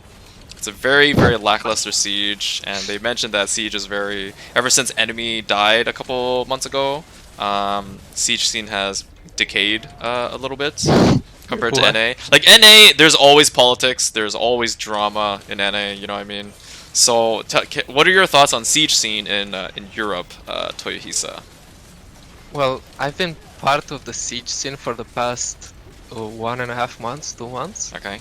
And every single time, like we had an amazing siege. Like the fight was really fair. The Wait, hold fight on. was close. Before Yeah. you, sorry for interjecting. Yeah. What siege territory do you normally siege on for your? So we went. Yeah. We won Medaya like one Okay. month ago, and we defended it for like 3 weeks, I think. and then we went to Valencia. We won it, and then we lost it the next week. Okay. We didn't go Calphion yet since I was in the guild. So Yeah. but like I've been listening to the Siege podcast afterwards, and like there are Yeah. people on Calphion, there are people in the potato fields as well, Serendia and Velia. So you guys have an EU podcast, huh? Yeah, As we well? have an EU Okay. podcast. I've We never have, actually, I've never actually heard one before. wait, I'm sorry, but like, I'm not sure if that person like even goes to Siege, but every single time in every Siege, there are literally like around like legit like we're talking 15 plus guilds and like In one Discord? no, yeah, in one Discord, as in like in The podcast. oh no, wait. What I meant was like the Siege in total was like 15 plus kills. Maybe Oh. like Yeah, 4 on Balanos, 3 in Serendia, 1v1 in Valencia, like a 2v2 in Medaya, like a 3v3 in Calf, like stuff like that. yeah, Right? yeah, Like, yeah. it was really cool all the time. Like Okay, so no, so EU is not dead in terms of no. Siege. Then. Okay. What the fuck? No. Yeah, so this person told me that Siege and EU is actually it's actually pretty bad, and it's like very stale or something. And I didn't want to believe that because you know if it was dead, then you know nobody would be talking about Siege at all, like whatsoever. So the fact that you guys have a No. podcast, it means that it's definitely not dead. So Yeah, no. I'm Um, sorry, but it's not yeah. really true. Toyo. I mean, we have I have guilds. Are guilds using like those trolls or those ogres in NA? Oh yeah, yeah. Well, how are they doing it? Are they like spamming it all together? Or something Okay, like that? so I don't know if I'm supposed to be revealing this, but Oh. so there's actually a little trick that you could do with the ogres in Valencia Siege. You can actually place ogres before the siege starts. Oh, okay. Yeah, so I don't know if you guys know this, and if you do this, you can actually get a really big advantage on a lot of guilds that are maybe not as strong. So like they don't have enough. Let's say they don't have enough AP, right? If you place an ogre before you push a base, and a lot of the damage will get soaked by this ogre, and you can save a lot of defensive cooldowns and stuff like that for actual pushing the tower. So that actually allows you in siege to push a fort very quickly. So Yeah, exactly. couple tips for that if you guys are an adamant siege guild or you want some advice on it. So that's some of my experiences with dealing with ogres in siege. Very powerful. A point I wanted to make, so you know, like how cool sieges in Europe. Like a lot of times, people realize how kind of overpowered the ogres are. They realize this from the start, and they also saw like what happens in Korea, where like they spam a lot of ogres and stuff. Yeah. In Europe, from my understanding, all of the guilds have like a agreement to not use like more than one at a time. Oh, seriously? Like a So- gentleman's agreement? That's so Yeah, cool. Yeah, and I feel like that's really cool. Like goes to show how like people, everyone. So it seems so. I didn't know most of this because I wasn't part of the scene, right? For like except like the last 2 months. But from what I see, every single time on Saturday, people are like, "Let's have like a nice fight. Like, who's up for a nice fight?" And people are like coming to. Everyone just wants to have fun on Saturday night. Yep. So the community is really, really awesome, and everyone is having like tons of fun. Okay, that's awesome. I'm actually really glad to hear that because it's really hard for me to watch Siege in Europe because not many people stream Siege in Europe. Yeah. And because of that, you know, it's really hard for me to like keep up to date with like who the strong siege guilds are and stuff like that. So yeah. Well, actually, just as a small pet peeve of mine, I'm not sure like how ultra like truthful this is. This is just something I feel. Okay. I feel like the people I came with like 12 other people from Wanderlust to Yeah. the boss guild. I feel like after we came and we kind of like settled down, we won Medaya and we went into the winning streak of Medaya of like holding it for a few weeks. It kind of feels like really cool. Yeah. If I think about it as like, oh, us coming there and like winning that territory like made the guild like really strong, you know, like it's like a really cool feeling. I don't know like how 100% truthful it is because other people saw that, oh, this guild won that castle, let me join it because it seems like it's good at PvP or something like that. Yeah. But as a small pet peeve of mine, I'll always say like how us joining like this guild like helped it like rise like a bit above and like yeah. Well, I mean that tends to happen with mergers, right? Like guild mergers and stuff. yeah, So yeah, if you get a group of people, you'll most likely get a lot of A lot of strength, military strength, increase in military strength. So. Yeah, the thing I'm the most happy is because like the people that I came with aren't Yeah. people that like came from other guilds and like just were like in Wanderlust at that point and they decided to come with me or whatever. They are people who they are people who I know for like 3 years of this game and they've been playing like I know them from 400 gear score, all of them. So it feels really cool how like all of them are like decently geared now. They're Yeah. decent to like very strong PvPers. And it feels like how this homegrown talent that like nobody had like could like take because like we're like in a guild that didn't actually do sieges. Yeah. It feels really cool how like we grew like this talent for like a few years and then came here and like we like a lot of us like we have a guy who's like the Zerker class mentor, we have like me of course, we have like a guy who's like a strong mystic, we have a strong witch, like we have like all these people who came from nothing. Like even me, like I came from fucking nothing. I wasn't like a not that good guild for a long time of my video career, so it feels really cool to go fight against the best players in Europe Yeah. and then still perform to like a decent level. So yeah. Yeah, that's good. That's good to hear. Alright, so Hamza says, do not tune into the EU podcast TY. Is it like really toxic or something? Like people just talk shit to each other? No, it's not. Like sometimes there Resident are Sleeper? like no, so there are like some guilds that are that take like the quote unquote like more toxic role. Sometimes they like trash talk, they do like diss tracks. That's Yeah, like yeah. but I feel Diss like I feel like most of it is actually in good fun. And the reason I say this is because it seems like even those guilds when it comes down to politics, will take like the politics that's like non-zerg, like just 1v1 and just something like this. Yeah. So although like sometimes like there are guilds who like trash talk or like say, I never take it personally because for me it's like I feel like these people want to be like the bad guys and like when we're talking to our guilds, it's like us against the bad guys, and we have to give everything we have to like beat them because they trash talk. That you know, like it's really cool to like because like, I mean for me like I get hyped just like by normal shit. It's not like I'm like a really I can get like emotionally invested in a lot of stuff.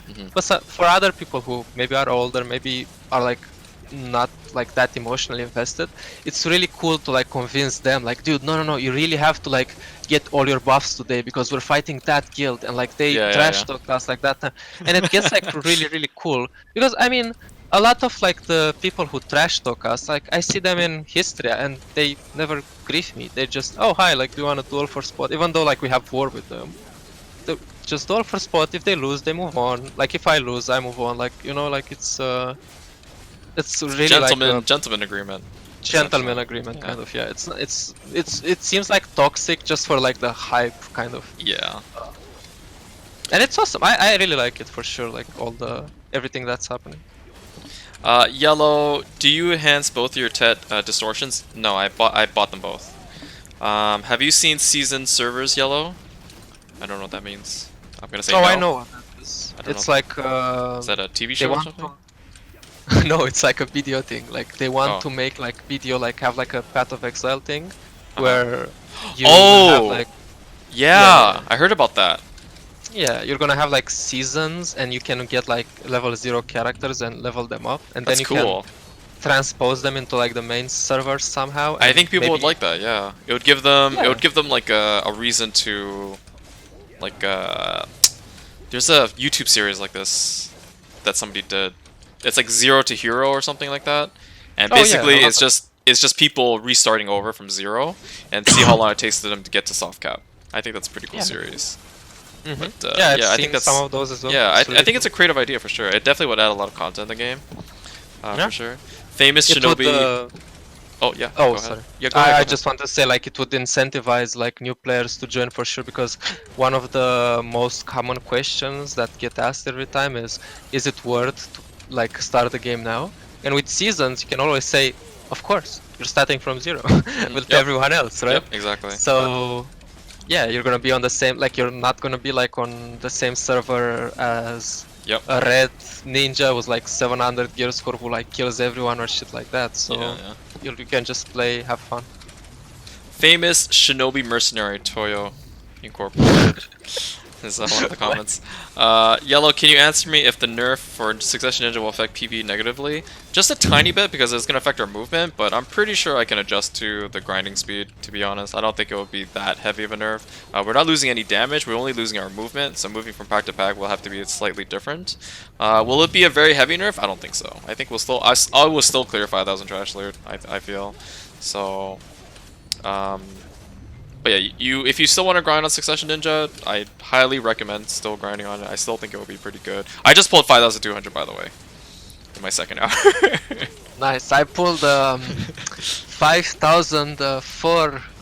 No, you didn't. Get out of No, I here. didn't. You had to duel like 4 people, dude. Yeah, Oh no, my God. this is absolutely ridiculous. I want a petition for EU to have like the same amount of duels as an A. This is really important. Let's make it. So Let's none? make it happen, everyone. So What? Yeah, none? none. Please. Alright, next question. Enemy guild coming back. There are rumors. I don't know. Toyo, what do you think? I think it used to be like the strongest guild in EU. Yeah. I'm not sure. Like I've seen. Okay, some, hold on. Before you answer that question, I actually had a question, like a semi-question, because people said that enemy is way more geared than Snake. So I wanted to know what your input is on like what the top gear end players in enemy was like compared to what I think this top end Snake players are like. It might be a bit problematic because we're talking about like 20. Like a year ago, right? 18. Yeah, so it's really hard to say. Okay, that's fine. really Okay, fucking you hard can to say, continue yeah. back to your question then.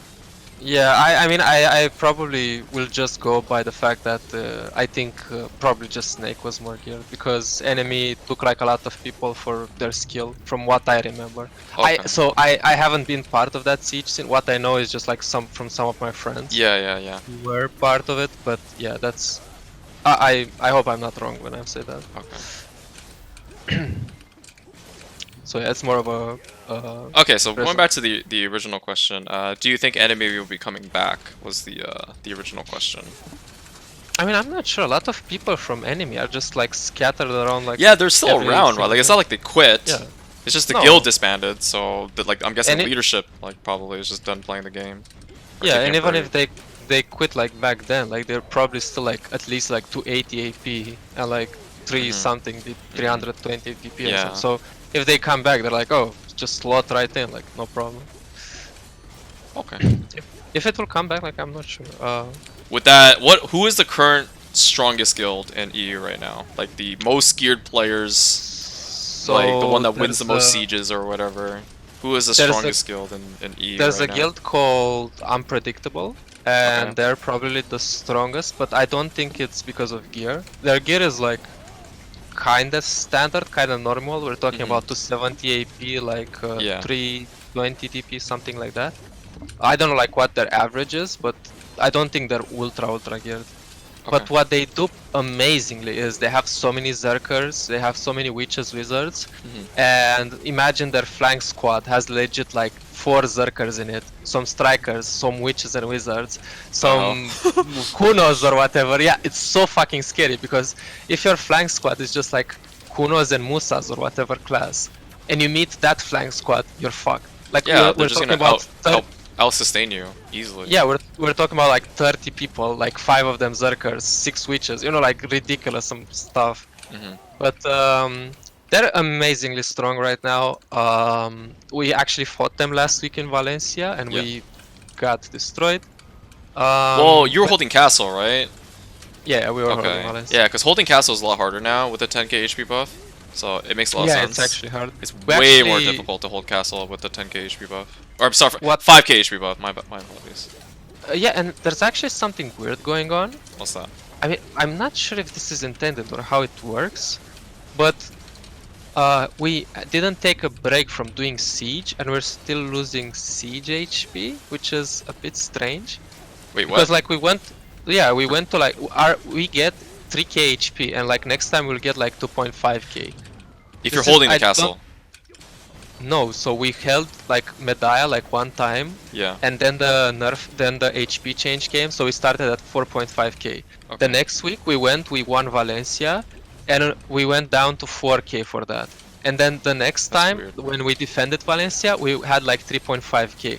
So I'm looking at it and I'm like, wait, this makes no sense. Do they It should want us to reset. like Yeah, it's supposed yeah, to do reset. they want us to like not play like Siege that way? So, yeah, I don't really understand like what's the It's not supposed to work like that. It's supposed to, when you leave Siege or you lose Castle, it resets back to 5,000. That's how my understanding of it is supposed to work. yeah, That was kind of weird. I'm not sure why this happens. Okay. Or yeah, I'm not sure if this is intended. Okay. I feel like it's the same. I think like the same as you. I don't think this is how it should work. Yeah, I but- don't think that's supposed to work. Okay. Makes sense. Do you remember any other top guilds or like know of other top guilds outside of Unpredictable? Yeah, so probably like the second guild after Is that Sovereign is still in guild play? called Like, yeah, it's a guild Sovereign, called okay. Sovereign. We actually fought them like in a huge GVG like yesterday. Yeah. And they also like kind of won like decent like kind of like hard. They kind of beat us hard. Um, After that, it kind of gets a bit hard to say. It's probably like a guild called Yes, which have like a very like RBF style of play. It's like a lot of bombers going in. It's a lot of like skirmishing classes. A lot of very skilled players in that guild. Yeah. After that, like I'm not completely sure. It might be us, like Voss. Mhm. And then maybe a guild called Desync, which also has like kind of like similar to us, like some like decent players, but like not ultra hardcore players, you know, like something like this. Yeah. Or if it's not that way around, like certainly like the guilds that come after those first three are mostly just like everyone is kind of equal with each other, I would say. Like maybe a guild called Blitzkrieg, they're also pretty strong. Oh, I thought they quit a long time Yeah. ago. I remember Blitzkrieg when I used to play like 2 years ago. So. And you know they're still going. They Oh, went. wow, I think they okay, I went thought they- through like a period where they had like just 30 people from Yeah, what I yeah. remember. I thought that was when like they disbanded, like leadership left and stuff like that, and they just like stopped playing. I didn't know they were still around. I always thought to myself in EU had the best guild names. In my opinion, I think like EU guild names compared to NA, they always sounded so much better. Like NA has like Man Up, you know. I feel like that's such a corny American westernized name. Like it's not. Blitzkrieg is a sick fucking guild name. Like if I were to It's a play sick guild video, name, I true. think Blitzkrieg is a sick guild name. Sovereign is a very cool guild name. Enemy is a cool guild name. That even the Voss Vikings on Shrooms is a dope ass fucking name too. You know what I mean? Like these Yeah, it's names dope. are just so like when you join a siege guild and you join Blitzkrieg, I feel like that's a cool siege guild to join. You know what I Oh mean? yeah. Oh, and like the best part is they're actually a German guild as well. Oh really? So it's Oh my like- yeah, god. well, it's like they go full on RP on that one for sure. But I yeah, the always Blitzkrieg thought- guys yeah. are really cool. I always thought actually- EU guilds were so awesome. Like their names are so cool. A big part of the Blitzkrieg guild is actually like we had like a Wanderlust alliance at one point Mhm. that actually was like the peak of our Nodor experience because Yeah. like we were really close to winning a lot of like Balenos sieges, and a lot of people would laugh like, oh Balenos, haha, just get mercs. But Yeah. like what we didn't want to do is like get mercs, so like we would we had like these alliances going. And like most of the time we just lost like the merc guild, but we're like really a lot stronger than just like normal Balenos guilds or whatever. Yeah, yeah. A big part of their community left for Blitzkrieg actually, so it's Mhm. really fun and cool having like your old allies kind of sometimes be your enemies these days, and like the siege is just like really cool. Yeah. It feels like I said earlier, the siege seems like a big family for sure. Like everyone is Mhm. having Saturday seems like that day. We're like, all right, guys, let's just have fun, leave all the toxicity or whatever behind. It's just like have a have good fun, fight. fight with each other. Yeah, let's just have a good fight. Hi, Ninja Succession nerf hard or balance class? I think it'll be pretty balanced class. Yes, I'm using exit lag, Grim. What are the top 5 guilds, siege guilds in NA? Let's see. So probably the top guild, in my opinion, is probably Snake. I think it's been like that for like over a year now. The second strongest guild is probably either Black Rose or Tornation. I think Tronation is slightly stronger, so the guild I'm in right now. I think Tronation is slightly stronger than Snake. Or sorry, Black Rose. Sorry. And then it's so those are three, and then I would probably say either Corrupt or Bassi. I want to say. So it'll be like Corrupt Bassi would be the next. Maybe Barcode, but Barcode's kind of inconsistent. Like sometimes they come to a siege scene and they just like wipe the floor with like some guilds, and then some siege they just completely get slaughtered. And I just don't know what's going on with that guild. Sometimes they're very weird in that sense, where technically speaking, in terms of just statistics and their gear stats, right, they should be better guilds than they should be able to beat other guilds, right? But then they just end up losing, and I'm just like, what's going on, dude? What's going on? So yeah, so that would be my top 5, I think. The coolest part for me about hearing all these names is because the first like kind of meme or like very fun like siege montages or stuff like that were done by NA people for NA guilds, and it's really cool because like names like Barco, like Cho Nation, like you know these names since like 2016. Yeah, so they've been doing montages for like memes and shit for years. For years, yeah. It's really, so really cool. Funny. I love the Cho memes. Cho Nation, is actually fucking hilarious. They have such a good sense of humor. Like they seem so fun. Like that meme they have with like the folded Japanese. Yeah, Nippon steel. That kills me.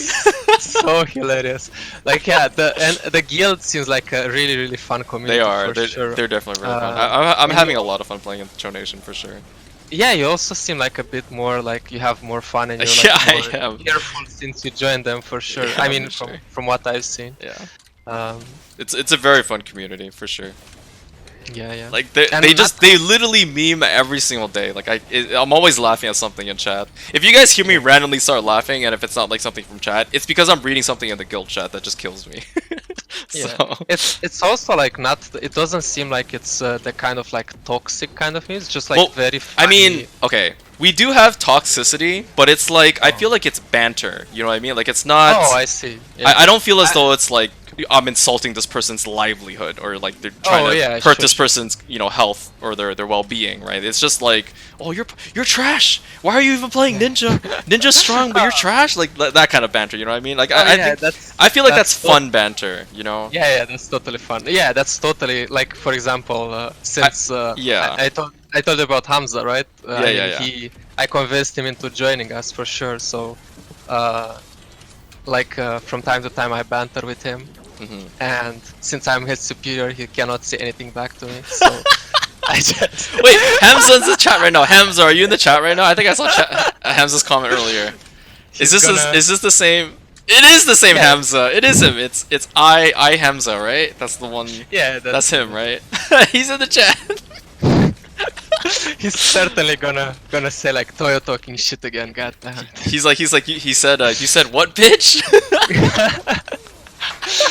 But yeah, for sure, I feel like the banter kind of thing is actually something really cool. That it actually shows like friendships mostly. Yeah. It doesn't show like it's like rivalries kind of thing, right? I think that's fun to have. Yeah. It's really fun for sure. And if you do it in like good faith, like there's never gonna be like people who get annoyed of banter. It only happens when like the person who's bantering is actually doing like a terrible job, like showing that it's a joke. Like for example, if I would banter with someone and then like I would never accept jokes from them or shit like that, like then that's when this person is mad salty, you know? Yeah. And that's never going away. If you show that you're too serious, you're gonna get poked a lot. Like constantly. Yeah, it kind of feels like to have like good banter. You kind of you have to take it sometimes. So, like you just gotta take it. It's if you spend your day like calling people trash and then someone calls you trash, you just gotta say like, okay, sure, like I was trash that time. you have to accept that sometimes you're trash, you know. Yeah, exactly. Yeah. That's how it works for sure. One of the comments was, I wonder if EU player base have a higher skill cap than NA players. I think that's way too hard to determine. I think the only way to determine that is if they had a BSL tournament and it's like EU versus NA, but the best players show up. Not the players that, like don't ever come to like tournament. like the people that are the actual best players from each region actually show up, that would be the only time that you'd be able to determine that. But that's like impossible to do. First of all, you'd have to get both teams, like you'd have to get the 25 players from each region, or however many. I think 25 players is probably fair. You'd have to bring them to both regions, and they would have to come and play at a LAN together, so there's no desyncing and no excuses or whatever. All have to be obviously trial characters, so gear matched. You know, like it would be really hard to set that up. I will say, like, in terms of like mechanics or like gameplay or like 3v3s or Arena or Farsha, I would certainly give like an edge to NA because like they have a community of people who do Arena or Farsha. And we talked about this, we don't have that in EU, man, and like it hurts my soul. Like even in the guild sometimes when I call like some of the people to do, because like I try to convince people to do like AOA in the guild, right? Like, and a lot of people are joining, and there are we still have people who like complain about classes, and when I say like just join AOA and like just be on chat with me and I'll explain to you like what I have to do, it's like I'm like a friendly person, you know, like I just like tell everyone like there was a gap there, like just do this, just do that, whatever. And we still have people who are on the mentality of like, oh no, I don't want to join AOA, I don't have my alchemy stone, or like, oh no, I don't want to join AOA. Oh my god, that's the biggest like, excuse that I see every time. They're like, I don't have my alchemy stone, I can't play, I don't have my 8 accuracy. He's allowed to use V in like duels. Oh, that's so like, dude, come on. Please.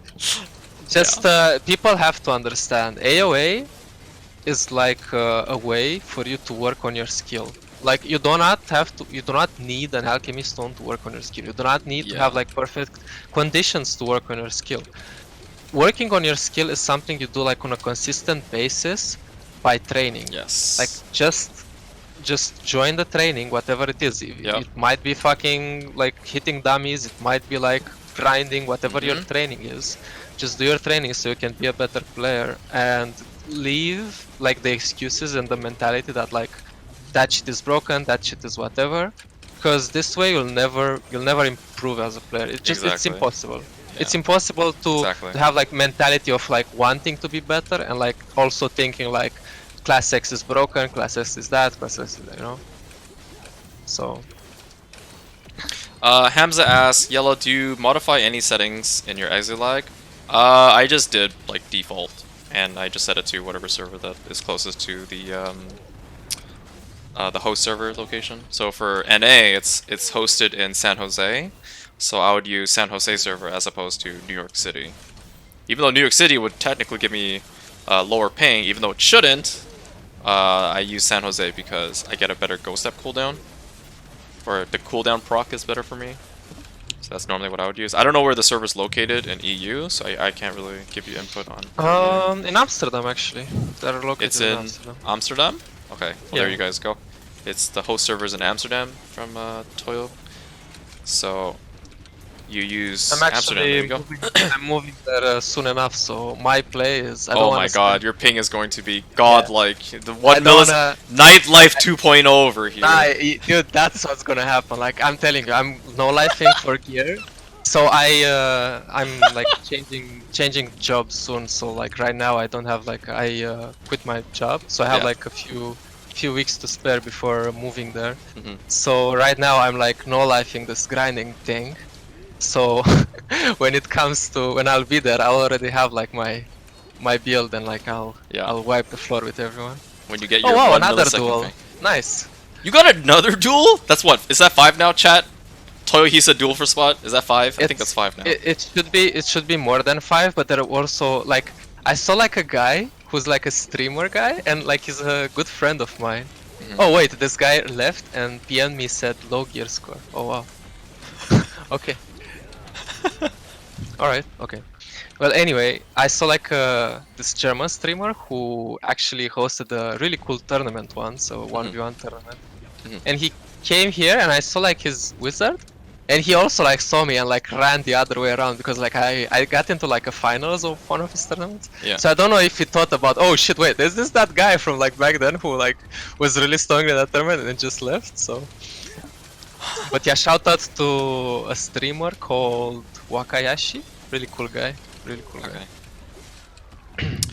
Next question. Has Toyo ever thought about re-rolling to Shy? I think that's a troll question. Oh, But God. your answer? Maybe you should, maybe you should ask this to Block Jump. Block jump? Why block jump? Has he? Oh, Oh because yeah, he's re-rolled too. Yeah, he's re-rolled a couple times. Yes. no, that's not the joke. Oh god. Oh, Fuck. what is the I joke? actually, What's the context? I actually feel a bit sad that you don't know this context because now it feels really awkward me mentioning it. Well, then say it. You've already No, what explained the the fuck? awkwardness of it. Now I have to know what it is. There are a lot of people in like the Ninja Discord who banter saying that Blonde Champ is really into lollies, so yeah. Oh yeah, I know this. Yeah, that's already common. I know that one. Yeah, okay. Yeah. So That would- one's been would be around like for the like joke. years now. Okay, Oh, that one I okay, already yeah, so know. Okay. That would be like the joke then. Okay. Slim would definitely win the Sorg matches. Class complaints, yeah. If you or Toyo would swap back to Awakening for PvP, how would you deal with Succession being superior in PvE? Would you still grind with Awakening even though it's worse for PvE? Honestly, I wouldn't swap back to Awakening because I would just keep playing Succession. I hate the fact that I have to swap. Like if I were to choose Awakening, I would hate the fact that I would have to swap, so I would just end up playing Succession out of stubbornness because I would just hate swapping all the time. Because it's just so annoying to swap constantly.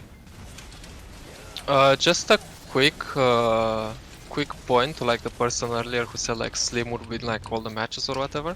You also have to keep in mind, I don't think Slim is like actively playing the game for like a few months maybe. So I totally agree with like this thing that like players are like amazingly good when they play, but you also keep in mind that like maybe their life thing changed, maybe they don't have that much time to spend into the game. And if you don't have that much time to spend into the game, can you even like relearn some of the things and techniques you used back then, some of your mechanics? So for me, it feels like every time someone quits, even though they come back into the game after like 6 months, you have to like prove yourself again. It's not that just like, oh, this person came back, he's like the best again. It doesn't work like that. There are other people who like take your spot when you're not there, and then you would have to like probably fight those people. Yeah, to- you'd have to reclaim the throne. yeah, so anime. it's not just yeah, exactly. It's so anime. It's not just like, so I think someone PM'd me and said like I think Nightlife like was not like an RBF like the other day, but He was? it was just, I mean, it wasn't his account, so like Oh, I'm okay. not sure. It wasn't the like the Nightlife account. The Someone actual- just said okay. that's like Nightlife, but Oh, the um, player was Nightlife, but it wasn't on his own account. Oh, okay. yeah. So like I'm not sure like exactly like Oh, what okay. happened there, but I mean, it was kind of clear that he hasn't played video for a long time. So Really? Is let's he just- that rusty? yeah. Oh my god. Yeah, I mean he was decent, but like. Well, I mean, we're he's not- playing Awakening too, I'm guessing, right? Not Succession? Yeah, And like yeah, Succession is now in the game, and it's like completely Yeah. changed the meta for PvP, so... Yeah, exactly. So he has to like adapt. to, like, Relearn all the new, so much shit. there's so yeah. much, there's so much shit you have to relearn. Yellow, how much money do you make in history? I make around roughly 200 mil an hour at my trash loot, so 5,200. Ridiculous. You guys aren't asking him hard enough. Question. I'm still clearing 5,200 while doing this podcast. Ridiculous. And I'm here getting like 5 duels per second. he's getting so many duels. Ridiculous. This is actually so funny. He is talking about Wakayashi. Yes, that is correct. Dude, asking about his opinion on the best EU guild Sword Art Online. Is that I a think meme or Sword something? Art Online was like is like a guild that does like a lot of so they ERP? take Role playing? Is that... I don't think so, but what they're known to do, like they take like some of the things that like people don't like about the game, so like let's say griefing, and they're like, oh, this is allowed because like you're allowed to do whatever you want in a video game or something like that. Mhm. And a lot of people don't like them for that, but I kind of respect them. They're like a cool community of like people who have like a different view of the game, and like it's true, like sometimes there are griefers, sometimes a lot of the people there are just like cool people who have like friends there.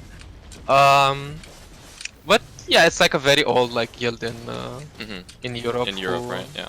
Yeah, who just like plays the game like a bit more differently. I think when Mirumok got released and like Mirumok was good, people were saying that like they would come like every time with like ults to grief you or something like that. So. What the hell? With ults? Not their mains? What the hell?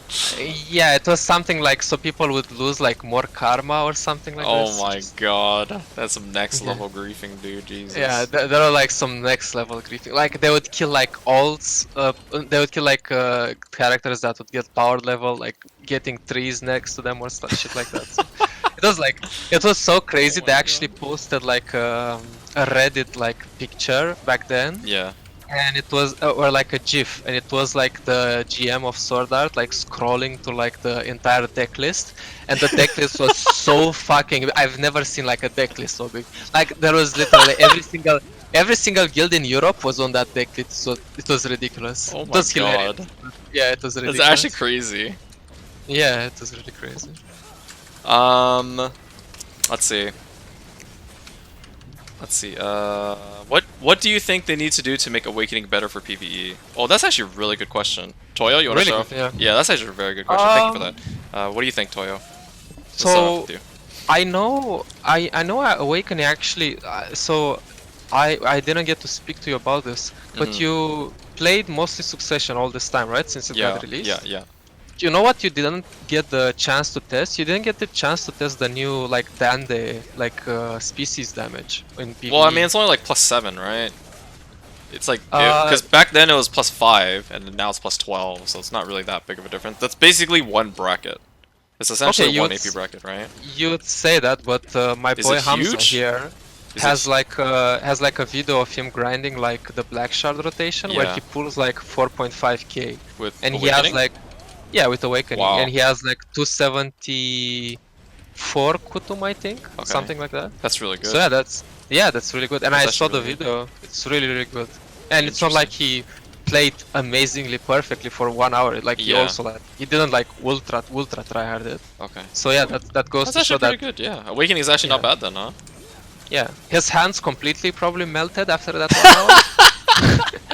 But Oh my god! I can imagine how many inputs you have to fucking press for that shit. yeah, that would be my only. That would be my only. You have to press a thing. lot of inputs for Awakening. Oh my god. Yeah, the inputs are so much that I would say, look, let's say I really loved Awakening and I just wanted to play Awakening all the time.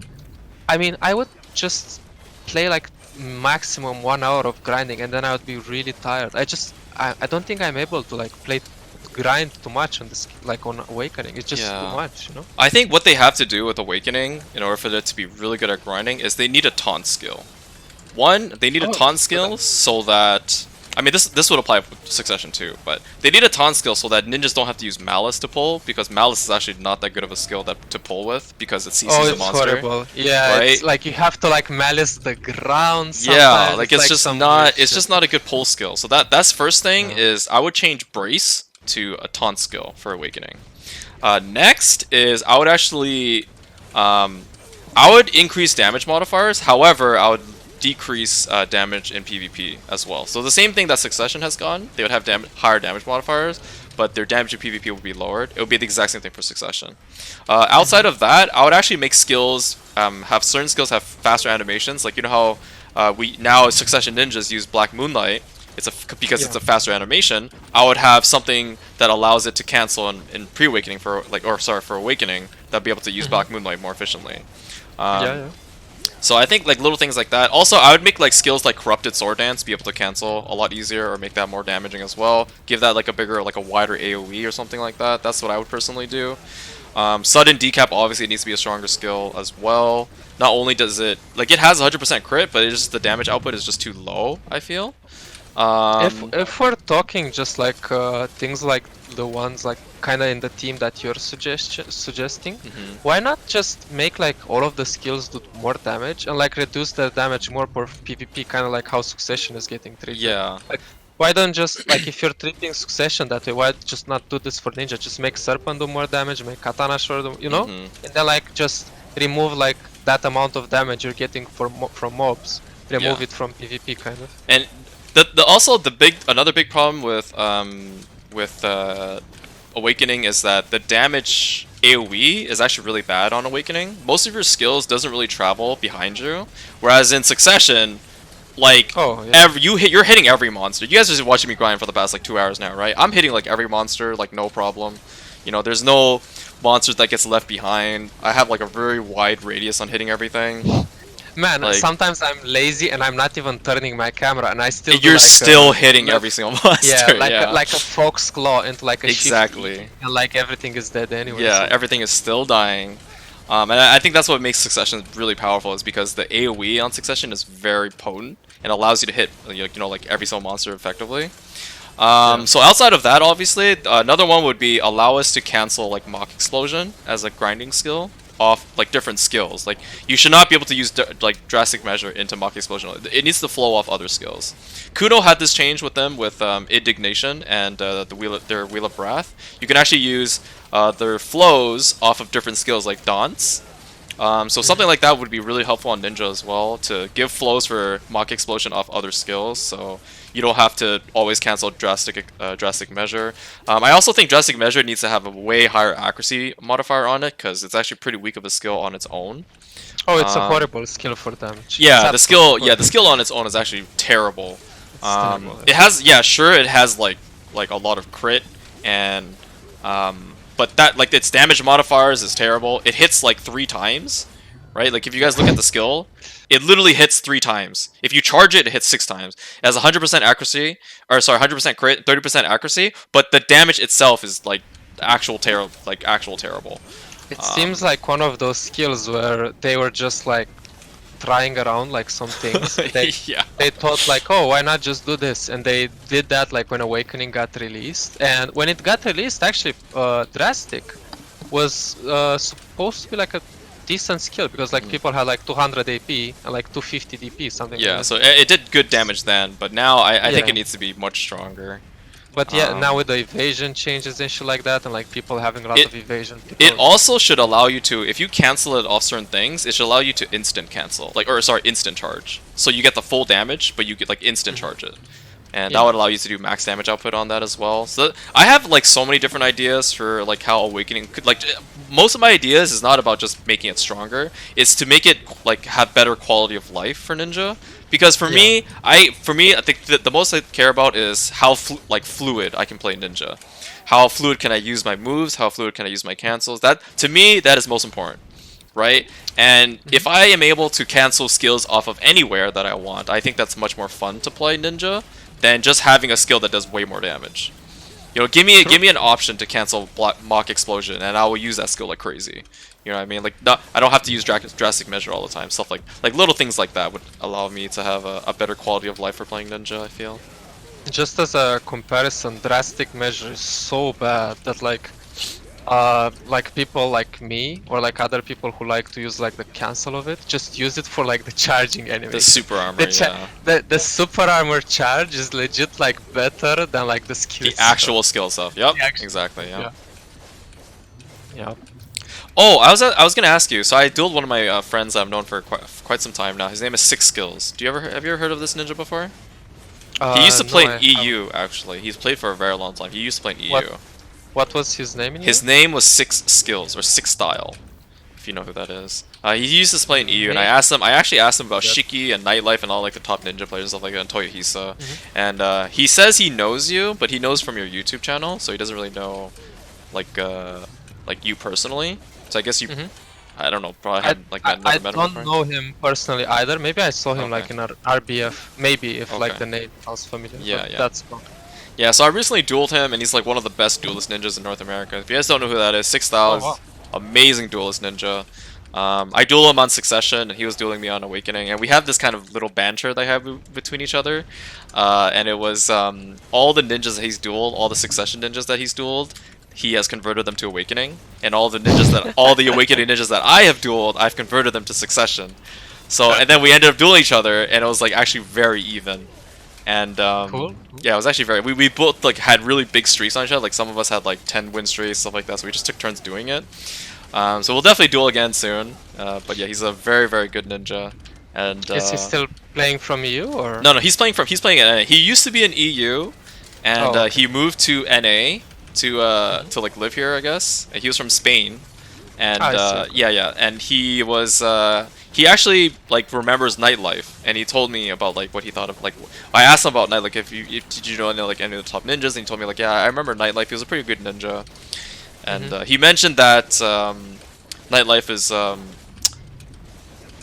very skilled mechanically, is what he said about Nightlife, and that in terms of mechanical skill, he said both of us are like very equal in terms of mechanical skill. So that was like something that I've never heard before. So that was pretty cool. I've been telling you that all the time. Like I know you've been telling me that all the time. I know you've been telling me that all the time. Wait, did you actually think like I care so much about you, Yellow, that I would just like lie and no, say, no. I definitely. No, I definitely heard that as well. I was serious when I was saying that. Yeah. I was serious when I was telling you like your mechanical skill is maybe like on par or even better than Nightlife's. Yeah, but I just felt like he had like a better grasp of like of large scale and RBF. Yeah, he's definitely very good at that. Okay, so moving on. Next question. Yeah, people are talking about the exit lag. Alright, so are you using exit lag by the way, Toyo? No, I didn't get the chance to ever do that. I know I promised to like. We were supposed to duel. Yeah, we were supposed to duel. I promised to like. One day I was like, oh wow, like I should really get exit lag so I can duel Yellow and we can have like this epic battle. And then like I was busy as fuck, and then Succession got released, so I was like, maybe not. Maybe after I get good at Succession. And then like the Succession nerfs came, and like, oh, maybe after the nerfs, and like and then another nerf. And like, oh god. Jesus, yeah. We're never getting these duels. We're never getting these duels. Only if you like fly here to like fucking Europe or something. We go to a net cafe and we like record it together. That would be actually really fun. That actually would be fun, yeah. But to be fair, I wouldn't have like fairies and shit, so that would be like pretty hard. True, actually. No, but like I would talk to one of my friends probably to give you. Oh, okay. So, okay, I gotta scroll up for a couple questions, because I had a couple questions that I did not read yet.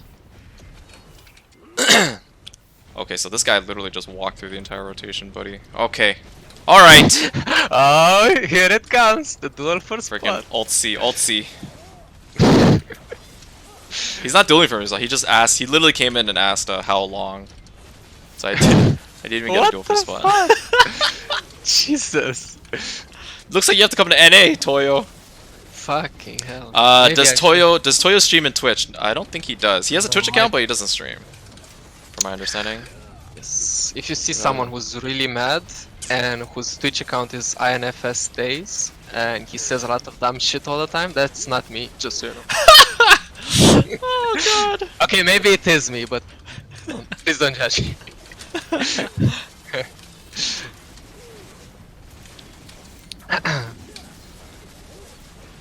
That was actually really fun. So alright, so we're gonna go to since we had a lot of the ninja nerf questions and stuff like that, now we can ask like any off-topic questions that you guys may have had from earlier. So if you guys had any off-topic questions that you guys had from earlier, please repeat them. Or if you're just tuning in right now, you're welcome to ask questions on anything you guys want to know about. If you want to know about Toyo, a little bit more about him or anything, feel free to ask. How long have you been grinding so far now? It's been like I think over 2 hours for you.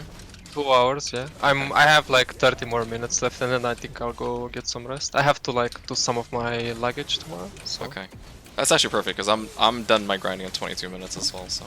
Oh, perfect. When is Voss going to Valencia? We went there like 2 weeks in a row. We lost Valencia like last week. Question mark? Dex? Dex? Are you not paying attention to when Voss goes to Valencia? What's going on here, buddy? We won it and then we lost.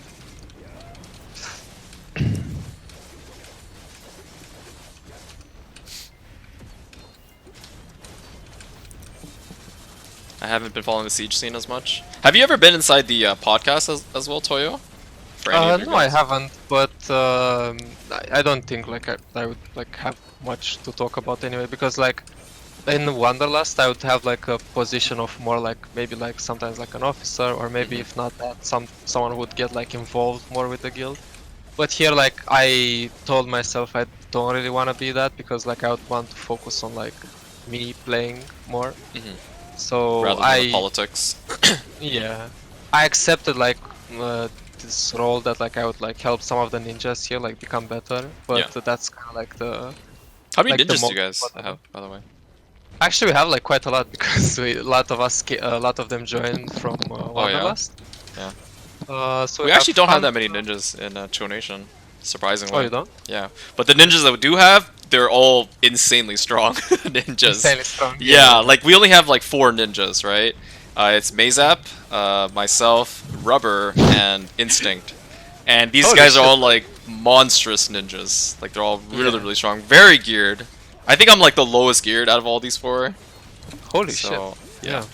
Crazy. Yeah, really, really strong ninjas. I know, I mean, everyone knows Mazap as well, everyone Yeah. knows you. Rubber is like one of the ninja senseis. Yep, he is who's another actually very solid ninja Yeah. sensei as well, yep. very, good ninja. like, old I- player for sure. Yeah, Like, Instinct is like another OG player that used to play back in the day, and he was like a very solid player. And he came back. We dueled a lot, and I got him like unrusted, so he's like really solid as well. Unrusted sounds like so like kinky. It sounds like you just said like. How did Okay, you never get mind. there, dude? I don't know. Like it This is just trying to sounded like be- just sounded like not okay, dude. Maybe the problem Oh my was you God. phrasing it that way. Oh my god, dude. Get your mind out of the gutter, Toyo, dude. You saw how I stopped before saying anything stupid, right? I wanted to keep it PG-13. Oh god. Um, which class is considered the biggest threat for ninja, Toyo? What do you think? Now, I'm guessing this is for Succession Ninja, not Awakening Ninja, is my guess, because it's obviously different meta for Awakening Ninja and Succession. Because I feel like fighting against Meiwa Musa is a lot more difficult in Awakening as opposed to Succession. Because Succession, I feel like I could just run down a Meiwa Musa without really, you know. Just super. I armor really plated don't a give a little shit if they Yeah. attack into me. I just run them down. Pretty much. So yeah, what do you think, Toyo? What do you think is the hardest I- class matchup? I actually have a really particular reasoning as to answer this question, but I'll let you answer first, real quick. Yeah, I feel like it's like probably like Lan Tamer. I mean, all of these are like skill matchups, but I feel like these skill matchups are like Ninja. Funny enough, like a lot of people don't say that. Ninja counters Ninja. There's so many fucking gaps that get abused by the other player. Yeah. Awakening Ninja gets absolutely shit on by Meiwa, who knows what to do. You can't compare Nightlife's Meiwa to like all Meiwas though, because I'm pretty Fuck it, sure dude, I'm doing it. I'm doing you it. I don't can't care. because you're I'm comparing. doing- Now you're not comparing. See, this is what I was gonna talk about, right? I Oh, feel like, as though just like it's the not. average? No, it's not. I'm not talking about averages. I'm talking about you can't.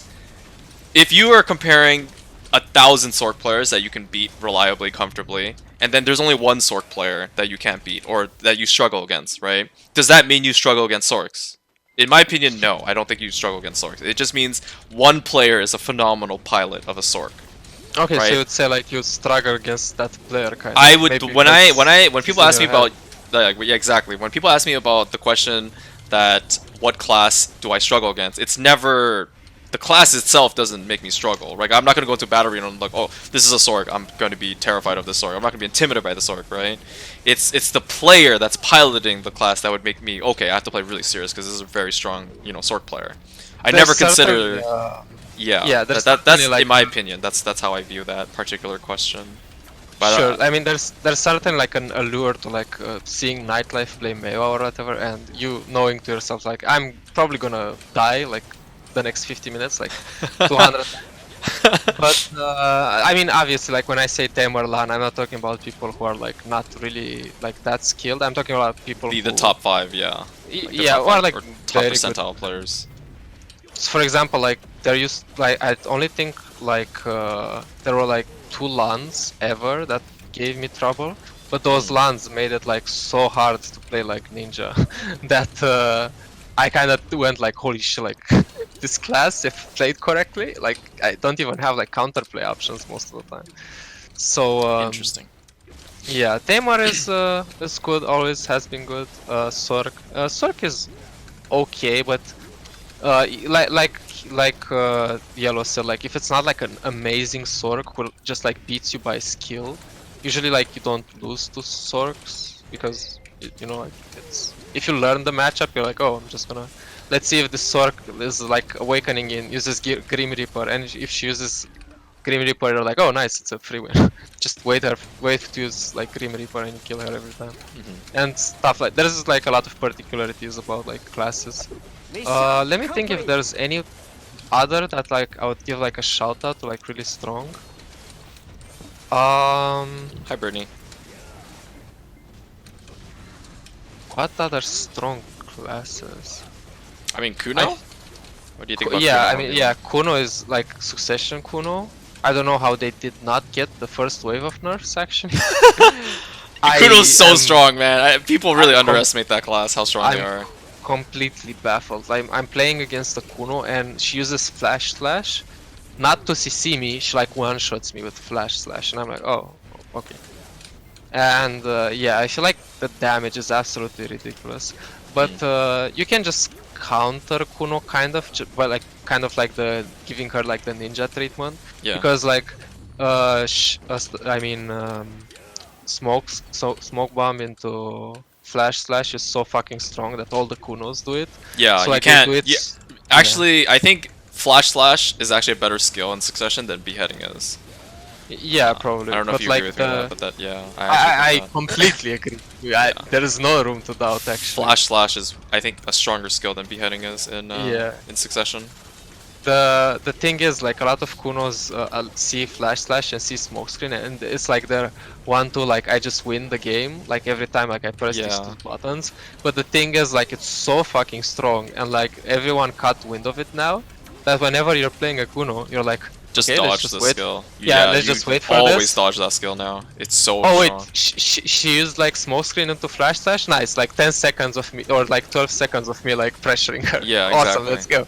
And you go and you like overrun her basically most of the time. Then she can't really do too much when she don't have those options. But you just dodge that skill. Yeah, you that's exactly how I fight against Gunos. I just dodge Flash Slash. I don't even counterplay it anymore. It's just not worth the trade. It's not worth the risk. Even if you know you have like really good ping. Yeah, it's like, that's what I wanted to say. It's so hard to punish that skill. It's ping reliant if you get the punish. Even if you try to like grab her in the gap, like sometimes you get stiffened. It's so annoying, right? Yeah. Because you also have like the feeling that wait, I played it right, like I grabbed her in the gap, but like that's it. Let's see. Can Toyo link the video of that Awakening Ninja grinding in that he talked about? Hamza has that video, right? Hamza won that. Hamza has it, yeah, so you're gonna have to ask Hamza. He's in the chat as well. Hamza, if you would like to link your video, up to you. It's also on the Ninja Discord. He posted there as well. Oh, okay.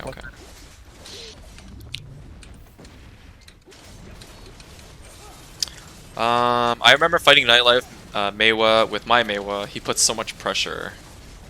Yeah. I would have loved to fight against him.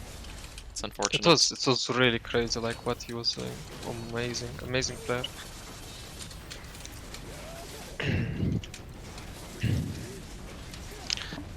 $18 more minutes of grinding. Actually, I didn't get that many duels this hour. Just. What do you mean? What?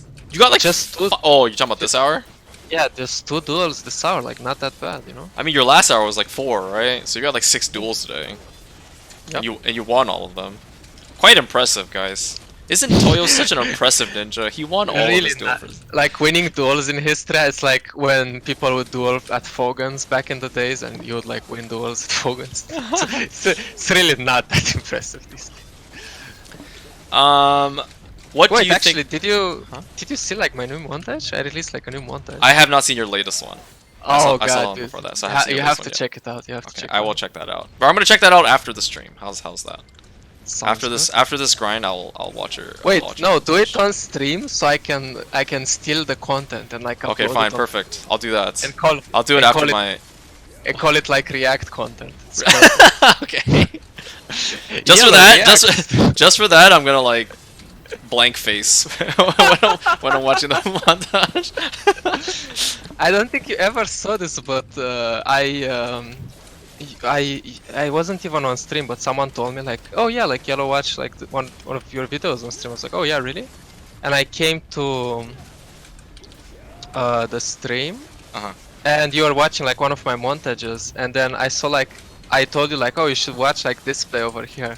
And it was like a play where like I kill like 4 people with like a drastic 100 or something like that.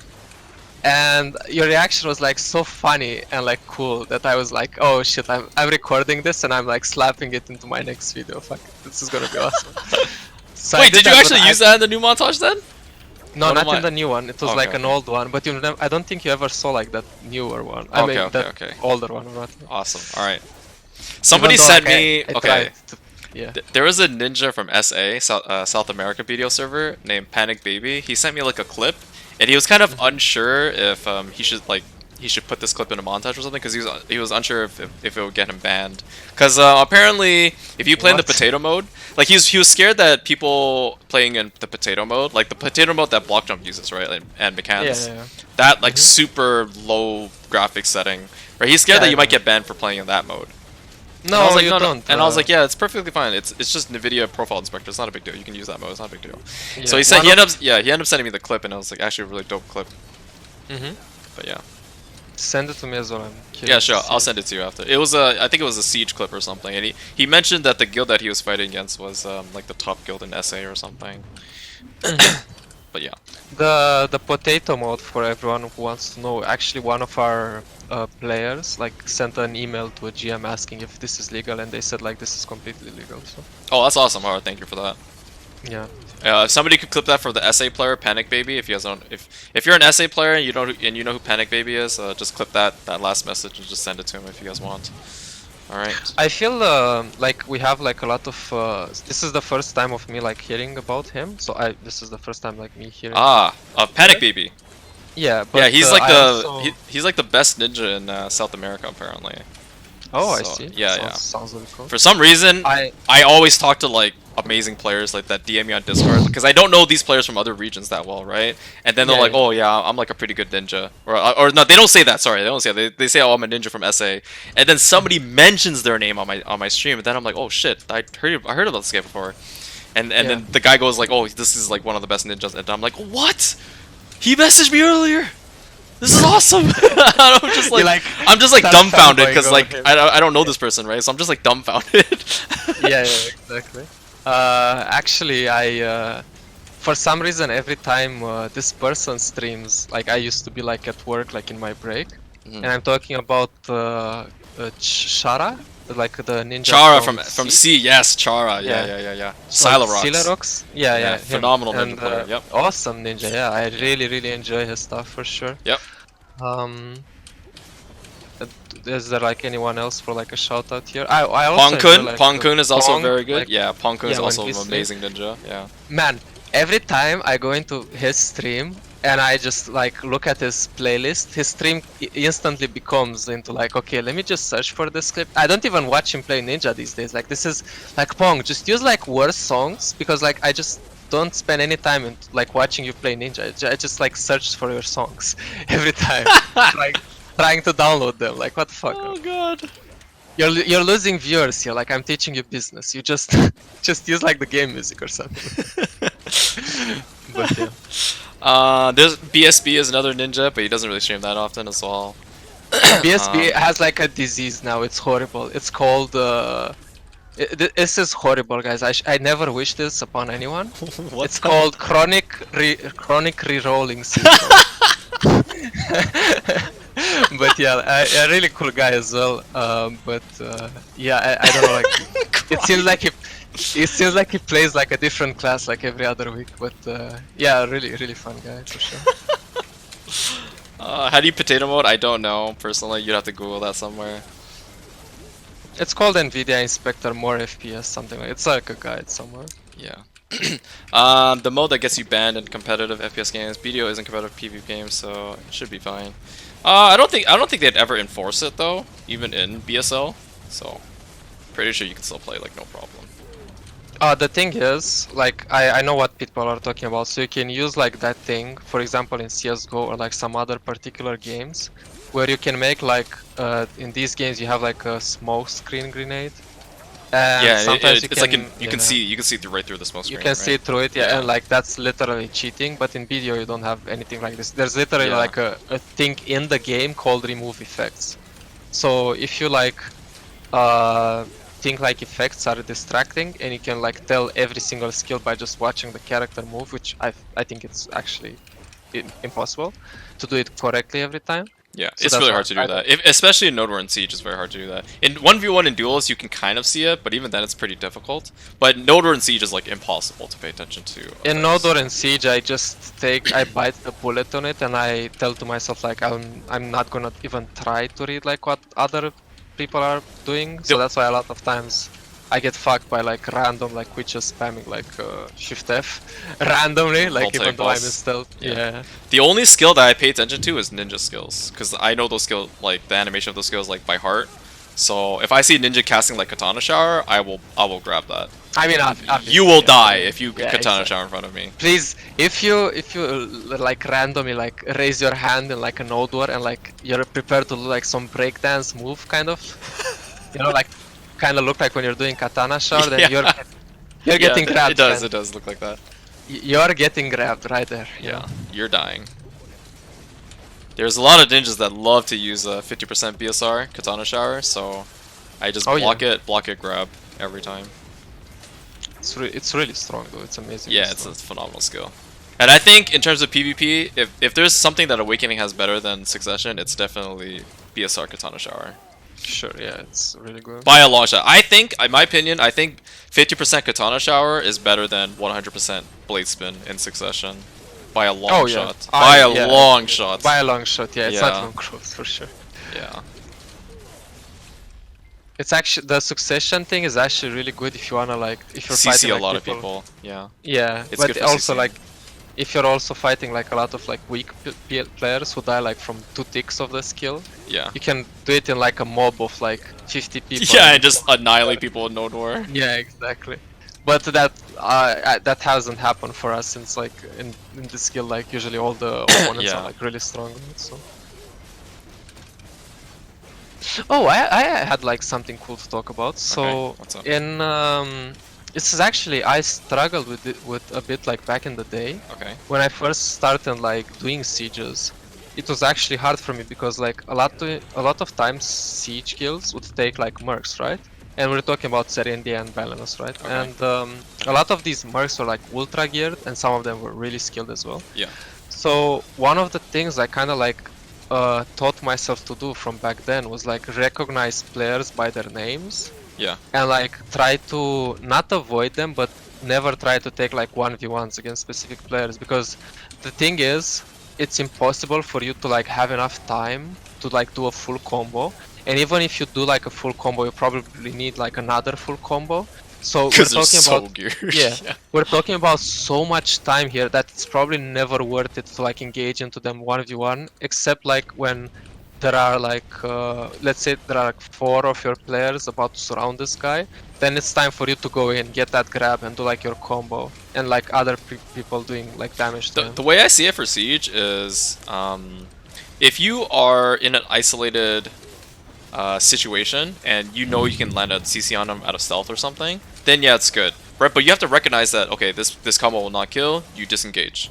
You know, like you don't always have to fully commit on the combo, and that's something that's like really hard for a lot of like newer players that get into Siege and Node War, is they go, oh my god, I got a combo, I gotta make sure I kill this guy, and then they tunnel vision, and then out of nowhere you see a witch just hit you with like Voltaic Pulse and you're dead, or an archer hits you with Voltaic Pulse and you're, or sorry, an archer hits you with like a big ass arrow and you're dead. You know what I mean? So you really have to pay attention to the surrounding and always keep yourself protected. Even though you know you can go for a kill or go for a combo on an opponent, it's better off to just keep yourself safe. So your approach should be mostly like if you would see like that person, you would try to like CC them first, and then like yeah, then I see that if I can't kill them right away, I'm not gonna just fully commit on the combo all the time. Yeah. If I always put the mini map, right? Like whenever I combo, I immediately look at my mini map and I see who is around me, you know, who am I gonna or who is gonna counterplay me, right? Is this an enemy or is this an ally, right? Because I can basically do combos with like my eyes closed, to be honest. So that allows me kind of to pay attention to everything else on the map instead of my combo.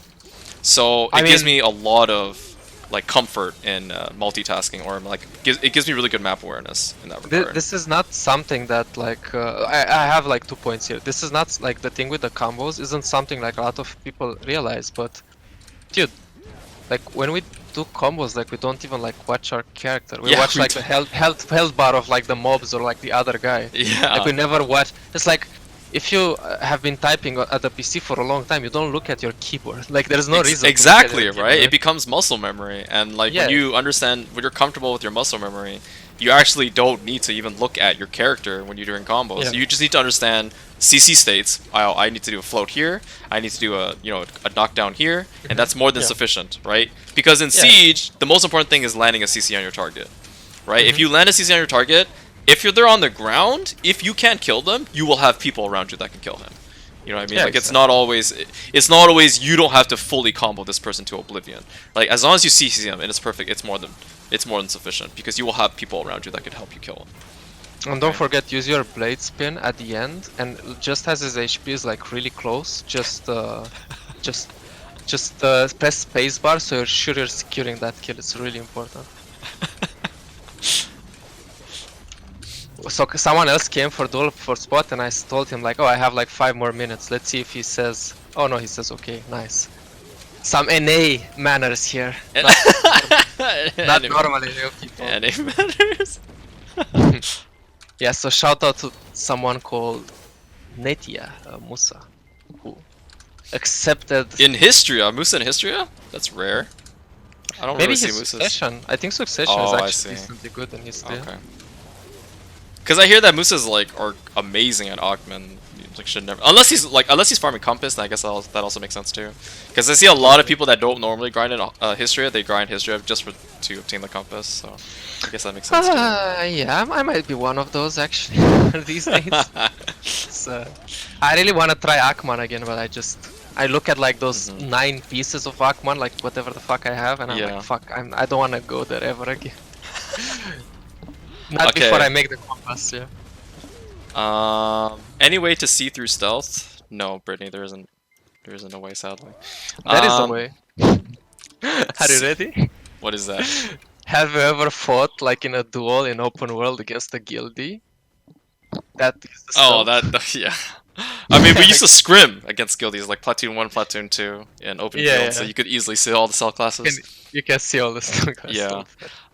Do you want to see Moore's impression of you with his new mixer? Sure, send it to me.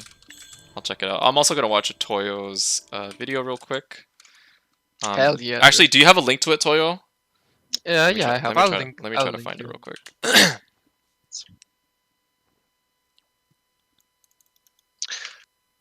After this 4 minutes, I'll jump off as well. I'm gonna get some rest for tomorrow.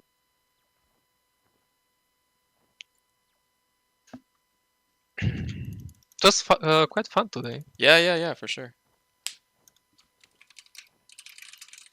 And it also happened really spontaneously, like the last time as well. Okay.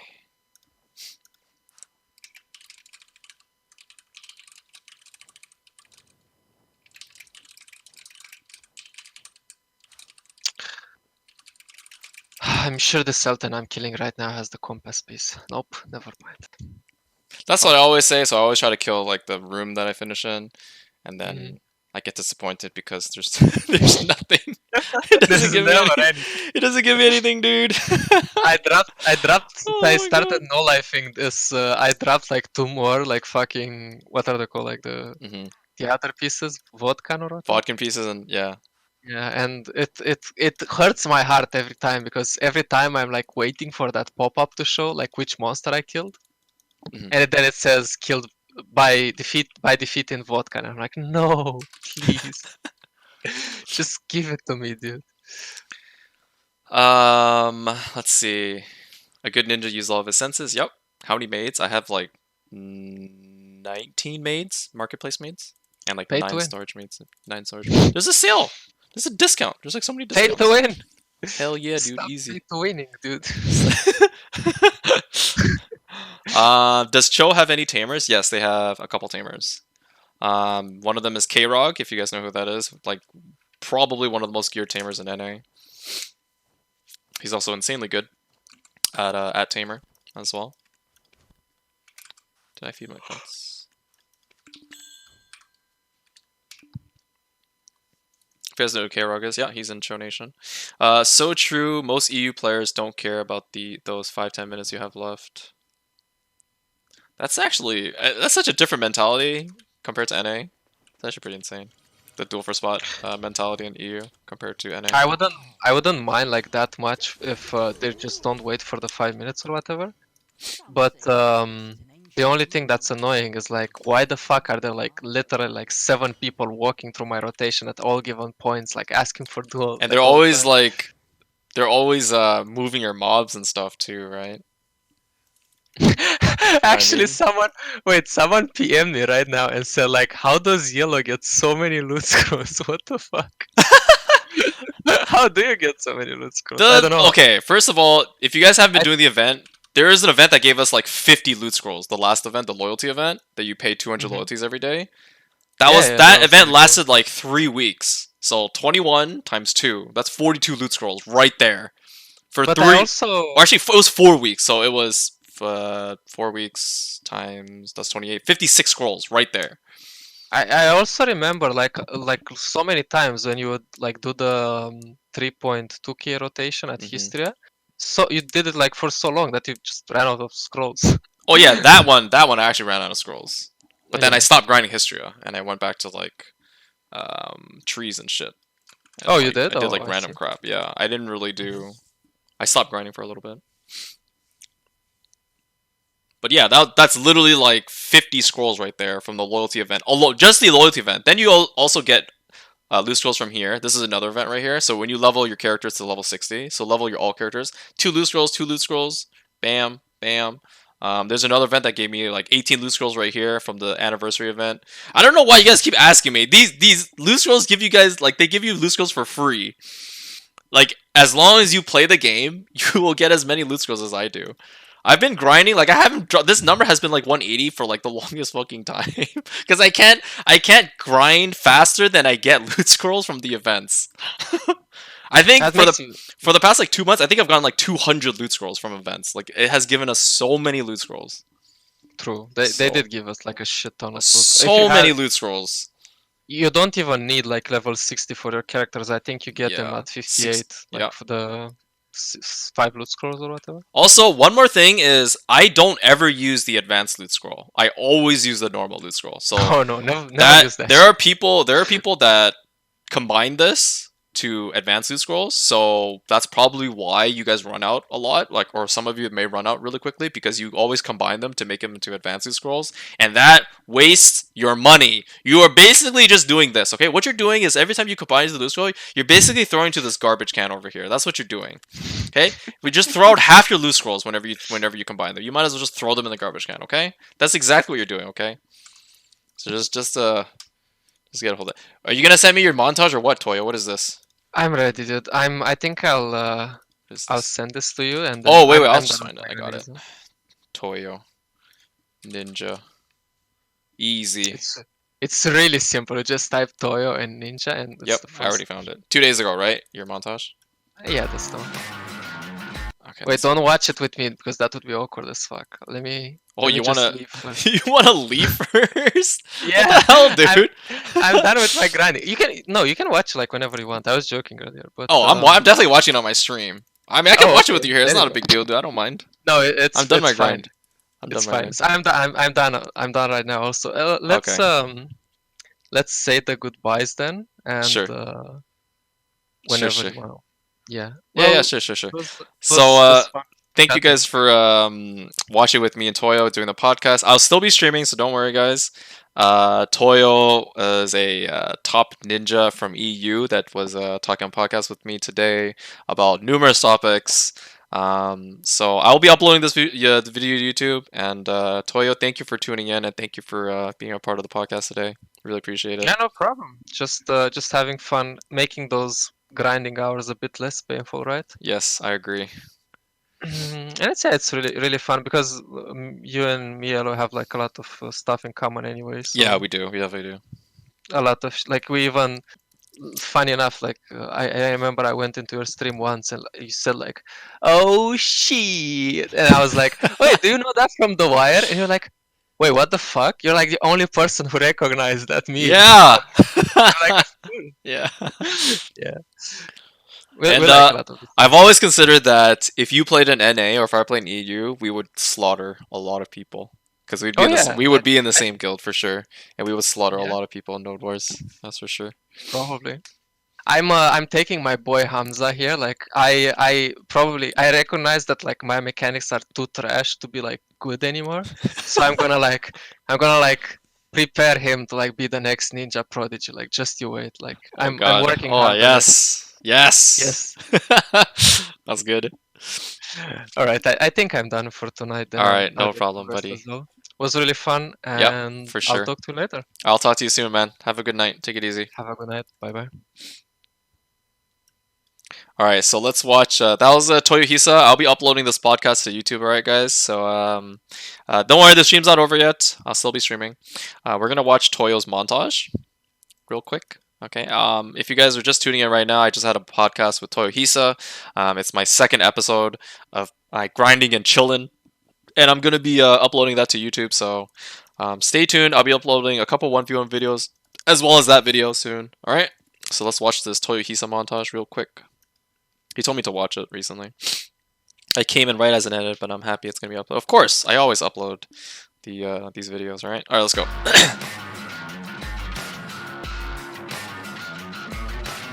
For the ninja class, yeah.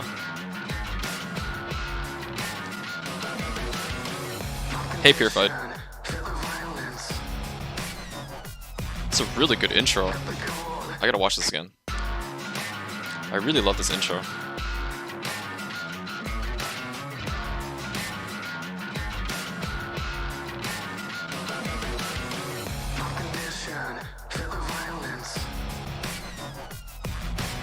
This is a clean intro.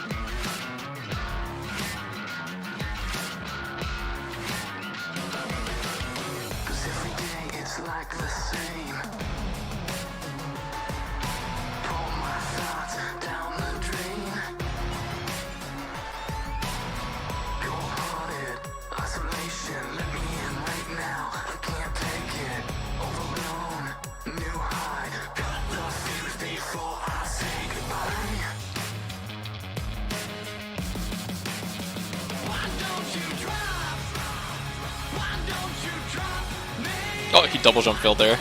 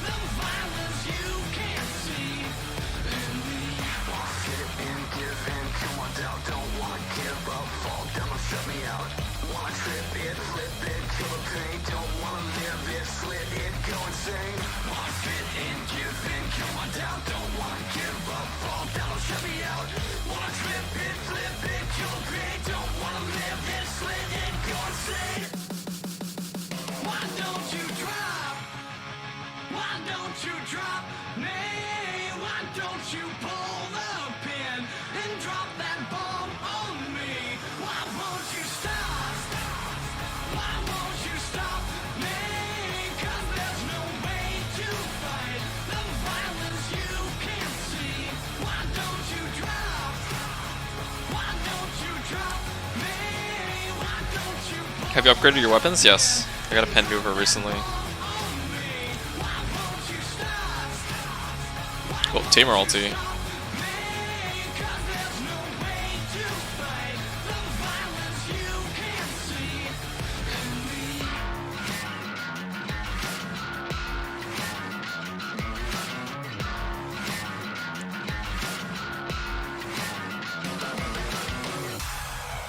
I know Toyo's montage is usually pretty long.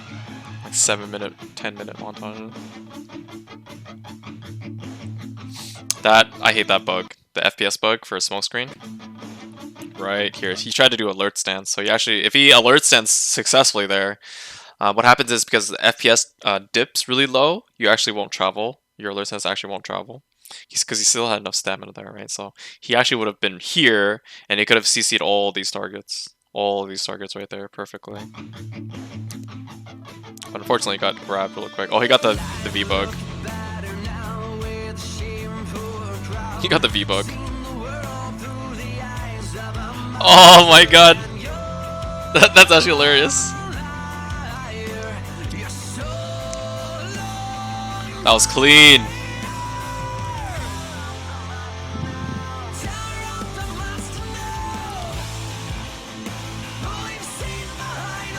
Shadow Stomp. Block jump. Oh, he actually goes for a grab here. It's crazy. Yeah.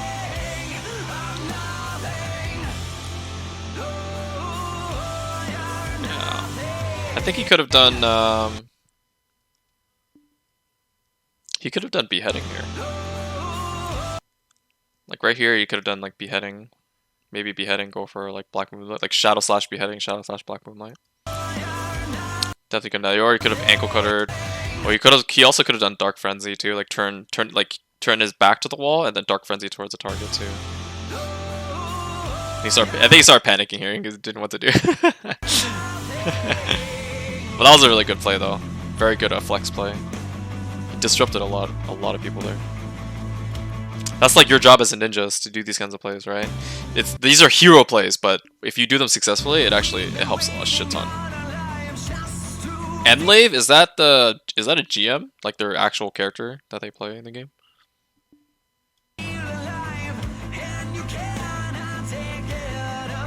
That's Enlave, right? The GM? Okay.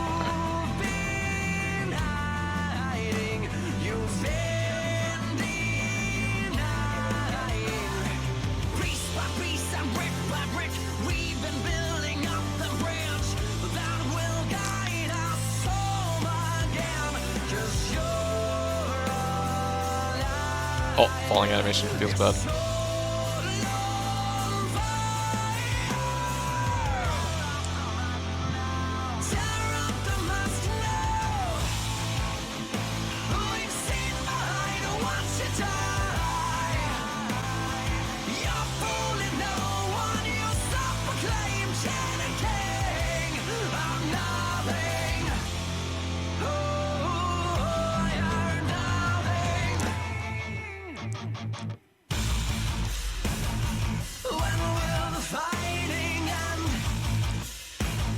Damn, he died fast.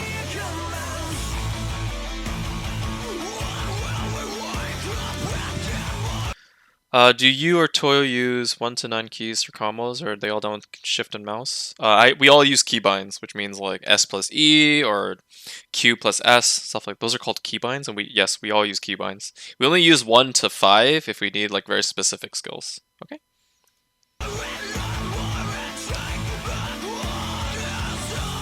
He does no damage to these guys.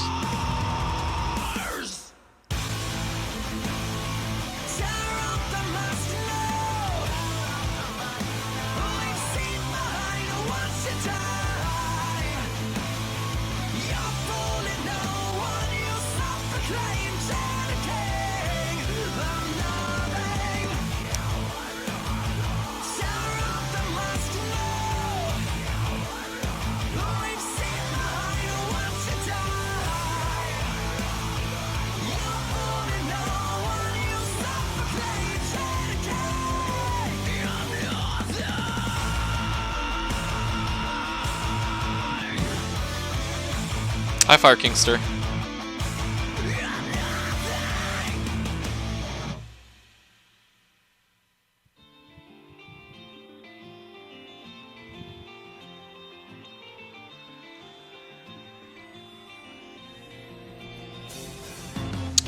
Hear Academia music.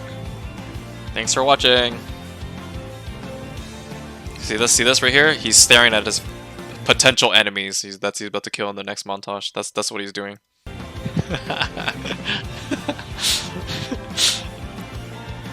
Here's my gear, I'm working hard. He should really work on this Pen Dandy, huh? I don't know what his next upgrade is. I think he's either going for Pen Muskin. I think actually he should probably go for Pen Dandy. He got that Pen Lever. It's a juicy Pen Lever. I remember he used to use Tet Orkinrad Belt, I think. I'm pretty sure he actually used to run Orkinrad Belt.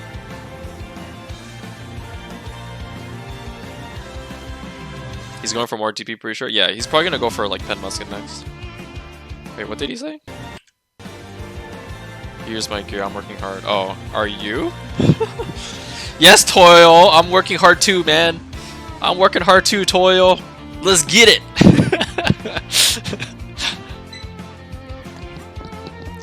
Oh, this academia music is actually so good. If I could make it, you can too. Oh, it's so emotional, like it's so motivational. I love it! So good! It's like perfect music for motivational music. Or a perfect video for motivational music.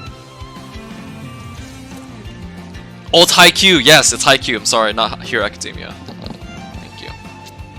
Check out my other content. Leave me a like.